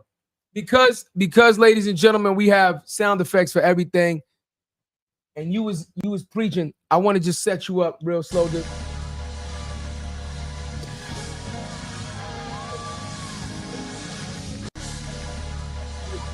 So, you know what I'm saying? Listen, I want to get you in the movement. If that's the story, y'all got you know what I'm saying? You preaching to him. I got to set you up right now. This shit is from the pain, Damn, man. And if you don't know what I mean in physical words, this is the Tupac pain, nigga. Yeah. Because listen, yeah, I see you on Instagram every week with a new team. Come and holler at me. Yeah. Right. Come and holler at me. I work hard too. Just like Nike, I'm getting it from the same people. Yeah. Support your brother. But if you need a gun, if you get into beef, you gonna call me. Yeah. But you ain't calling me for the drip. Come on now, man. Well, the real easy answer to that is Homie, don't play that. That's the real answer. Homie, don't play that. That's true, but the real easy answer, unfortunately, and I just got to keep it 100 with you, Slim. Like, niggas don't want to see you win. Niggas would rather do dirt with you. Niggas would rather be locked up with you than break bread with you. That's real. Niggas would rather see somebody else that they could never get in contact with, never touch. Yo, I'm not being funny. My cousin will laugh at this shit right now. You know how many motherfuckers I see wish celebrities happy birthday? I mean, celebrities. Hold on. Not only celebrities, the celebrities' fucking kids and the fucking aunties and shit. Happy birthday, Auntie Beyonce Jr. What the fuck is we talking about? But like you said, we've been through the trenches, nigga, and I never got a shout out. Unfortunately, our culture is that of such as not we. A lot of people, and I'm gonna talk to the camera, a lot of y'all hate yourselves so much. Y'all have so much self-hate that y'all refuse to support somebody else because you think by supporting somebody else, that makes you lose. That means if you support him, it closes the door for you. No, his talents and your talents are completely different. Even if your talents are the same, you're too stupid to realize that they print fucking money. Let me say it again because you're stupid and you don't understand. They print fucking money, which means they're never gonna stop printing money, which means he could be a billionaire and you could be a billionaire and do the same thing or do completely opposite things. But you so fucking small-minded that you think that if we work together somehow that you're not gonna make it. But that's because you're weak-minded and you just don't deserve to make it as a person. That's what that means. So what we're gonna do is we're gonna take you out the fucking way and we're gonna support him. Facts. And we're gonna promote him. And we're gonna buy. I'm taking them fucking Jordans with the mint green. I promise you, I'm gonna have them shits on. Even if I gotta put on a Dr. Scholl's. because I mean this, right? I mean it. Yo, Slim, listen to me, bro. Right. This shit ain't easy. Queen, I want to commend you so much for coming on. Facts. Because there is not enough of you in this world. Come on, man. They always say behind every strong black man is a what? Strong black a strong black woman. I was raised by strong black women. My biological father was never in the motherfucking picture. The 3 times I remember him was all crime related. Then you wonder why I started getting kicked out of school in the 4th fucking grade. You see what I'm saying? For you to sit here and be like, it wasn't a fucking option. This is what I'm talking about. That's a fact. Until we start loving ourselves, until we start pouring into each other and loving each other again, we are never gonna fucking elevate to the point of where we should be. Because what y'all don't understand is we in the fucking dirt anyway. A lot of, I'm not being funny, but a lot of motherfuckers is we all struggling, but a lot of motherfuckers is broke. So you already broke. You already ain't got shit. But instead of building something or supporting something and help build something, you still in tear down mode. What you don't realize is you still building somebody else up. It's just not your own. What you're doing is building a motherfucker up that you don't even know. What you're doing is building a motherfucker up that's never gonna come back and get back to your fucking community and don't give a fuck about you. Wake the fuck up. Wake up. You understand what I'm saying? And we talk about this all the time. This is why we created this channel. This is why our motto is impact over metrics, and we rather do this than tap dance for some other bullshit that ain't worth it. Because these are the fucking stories that's important to our community. These are the more they're not gonna give on Time This magazine. is Black Love. That's a fact. So we going to be on That's a fact. Time and all them others. That's a fact. We are gonna support each other because guess That's what? This a is the fact. real black family. This is what Black Love looks like. This is what it looked like. This is what perseverance looks like. Good. This is real shit. This is real shit. Motherfuckers leave for less. And guess what? And guess what? Had a mindset. Through, you heard what she said? We had bread, we fell down. So that's richer or poorer. He did the bid. That's the hardship. Through easy, through the hard times. See, that's what true commitment looks like. Fact. It's not just being around when the fucking bag is there and you could go shopping. It's not just being around when the cars is there and you could fucking floss. It's being around and believing that your partner is gonna be your fucking partner and they're gonna hold you down. You hear me? Come on, my nigga. We start changing the mindset. We start changing the reality. The reality is the black culture has one of the lowest fucking marriage rates of any other ethnicity, race, whatever you want to do. Do your research on it. That's marriage. Then we have one of the highest divorce rates. 80% and 20%. Say it again. 80% Say it again. Divorce rate, 20% marriage. Say it rate. again. 80 and 20. And then you wonder why everybody's in the position that they're in is because once again, your priorities is up your fucking ass. Let's be clear. We're aspiring to be like this. We all make mistakes.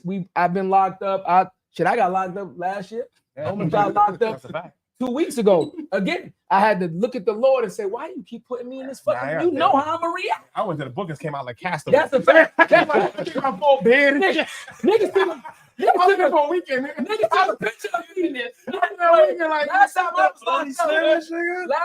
locked up, niggas took a picture of me laying down in the cell, getting comfortable, like, well, I'm gonna be here a while. And put it on my Father's Day card. Like you jailbird. But I'm just saying. No funny shit. I was funny story. I was funny story. What was it? I had a chick put a nigga welcome up. I was like, bitch, I'm in the book. Free my nigga. Man, free my nigga. I appreciate you. We ain't talking now. Listen. Yo, listen. Let me tell y'all something. Listen.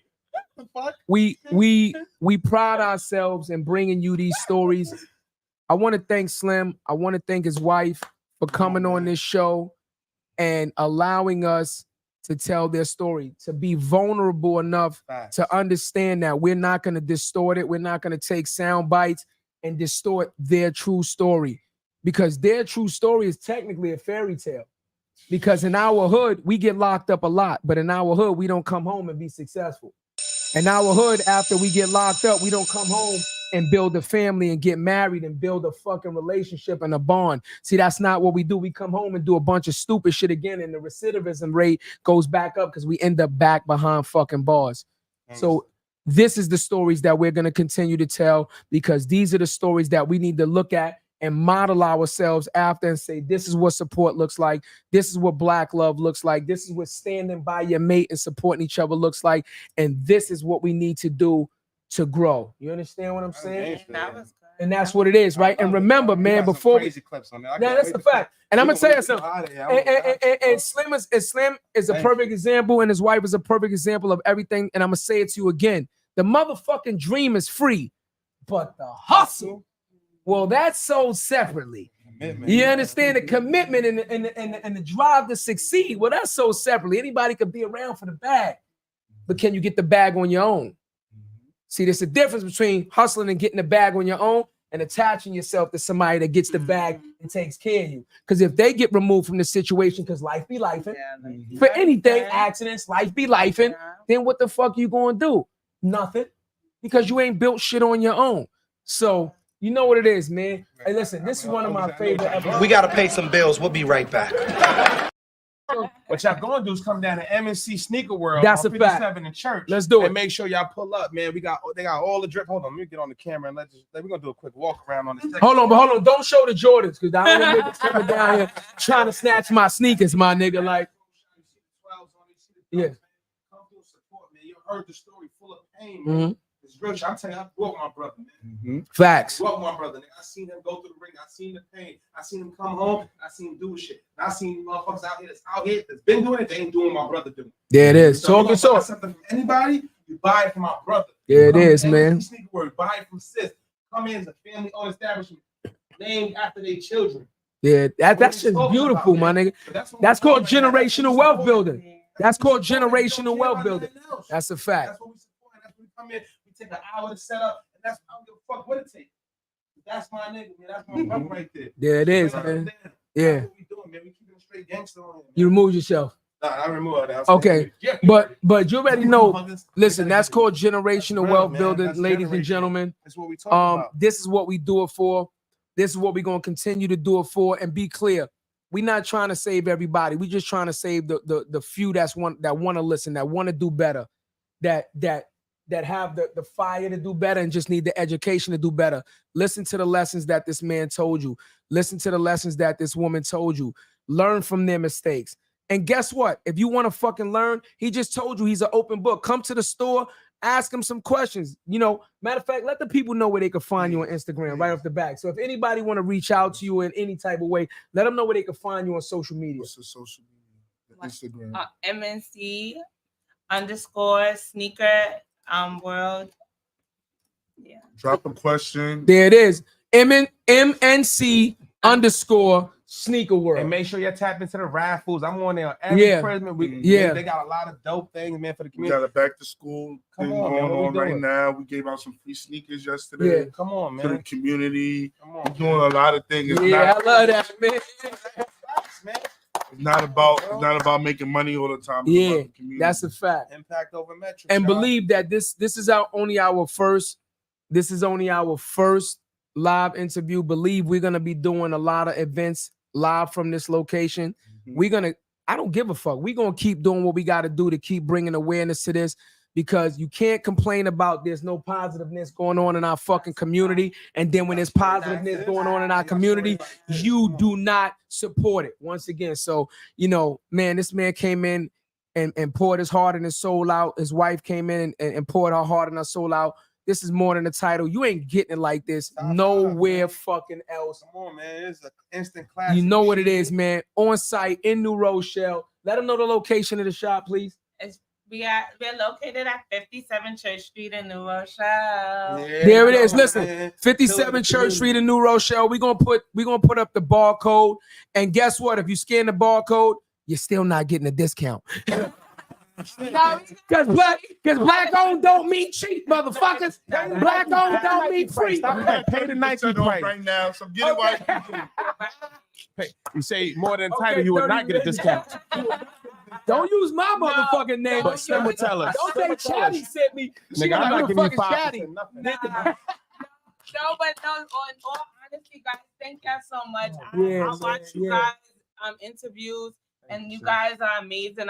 We appreciate it. I really admire you guys. I really watch you guys' content, and I really think that what you guys is doing is so amazing and so important, especially for young black men, period, to see you guys on here, and you guys have all different ranges of people that come talking about business, and I think that that's just so important. Yeah, so we appreciate that. And definitely mention more than a title, and you definitely gonna get a discount. Oh shit! Hold on, wait, time out. She didn't say how big of a discount, motherfucker. Don't come here and you get 50% approval, but now we got approval. No. You heard what I said? She didn't say what kind of discount, motherfucker. Don't come here asking for 50% to my more than the title, motherfucker. No taxes. You might get your free keychain and some shit out here.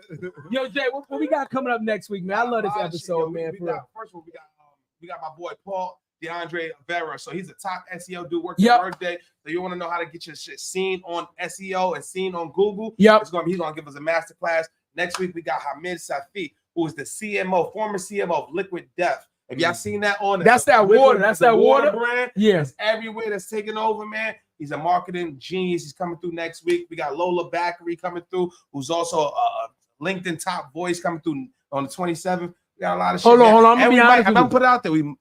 Wait. I'm not drinking no fucking water called liquid death, my nigga. I'm just keeping it 100 with you, my nigga. That's good. Nuts. I'm not drinking liquid death. I'm not drinking nothing. Say liquid but death. Also, shout out, man. We're working on a lot of big interviews. Yeah. Man, we got Tanisha from BMF, the first lady of BMF, pulling up. We got Rayon. He just texted me as we sitting there talking. Who played K9 and BMF? He's pulling up next month.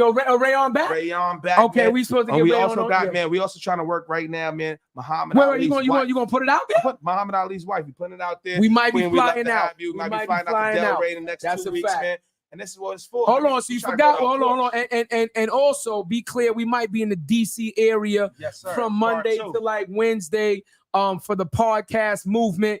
You know what I'm saying? Conference. So we finalizing the details on that. So we might be in DC. Yo, if y'all love us in DC, show us some love. We're gonna come out to DC. And once we get to DC, we know motherfuckers in DC. So expect a lot of live interviews in DC, you know, from your favorite billionaires. You know what I'm saying? You know what I'm saying? We might be at the stadium. I don't know. You never know. You know, it might get crazy out there. So, yo, we love y'all. We love y'all. Once again, grateful and thankful, man. We appreciate everybody tuning into the show. This has been one of my absolute favorite shows. You know what I'm saying? And I wake up every day loving my fucking job, and I wouldn't have it any other way, cuzzo. That's it. We bet on ourselves, and we doing. This is pain. And this is what pain looks like. And this is what dedication looks like. And this is what y'all can't fuck with us looks like. Peace. Fucking about me. Seen it all, heard it all. Oh, what you know about me?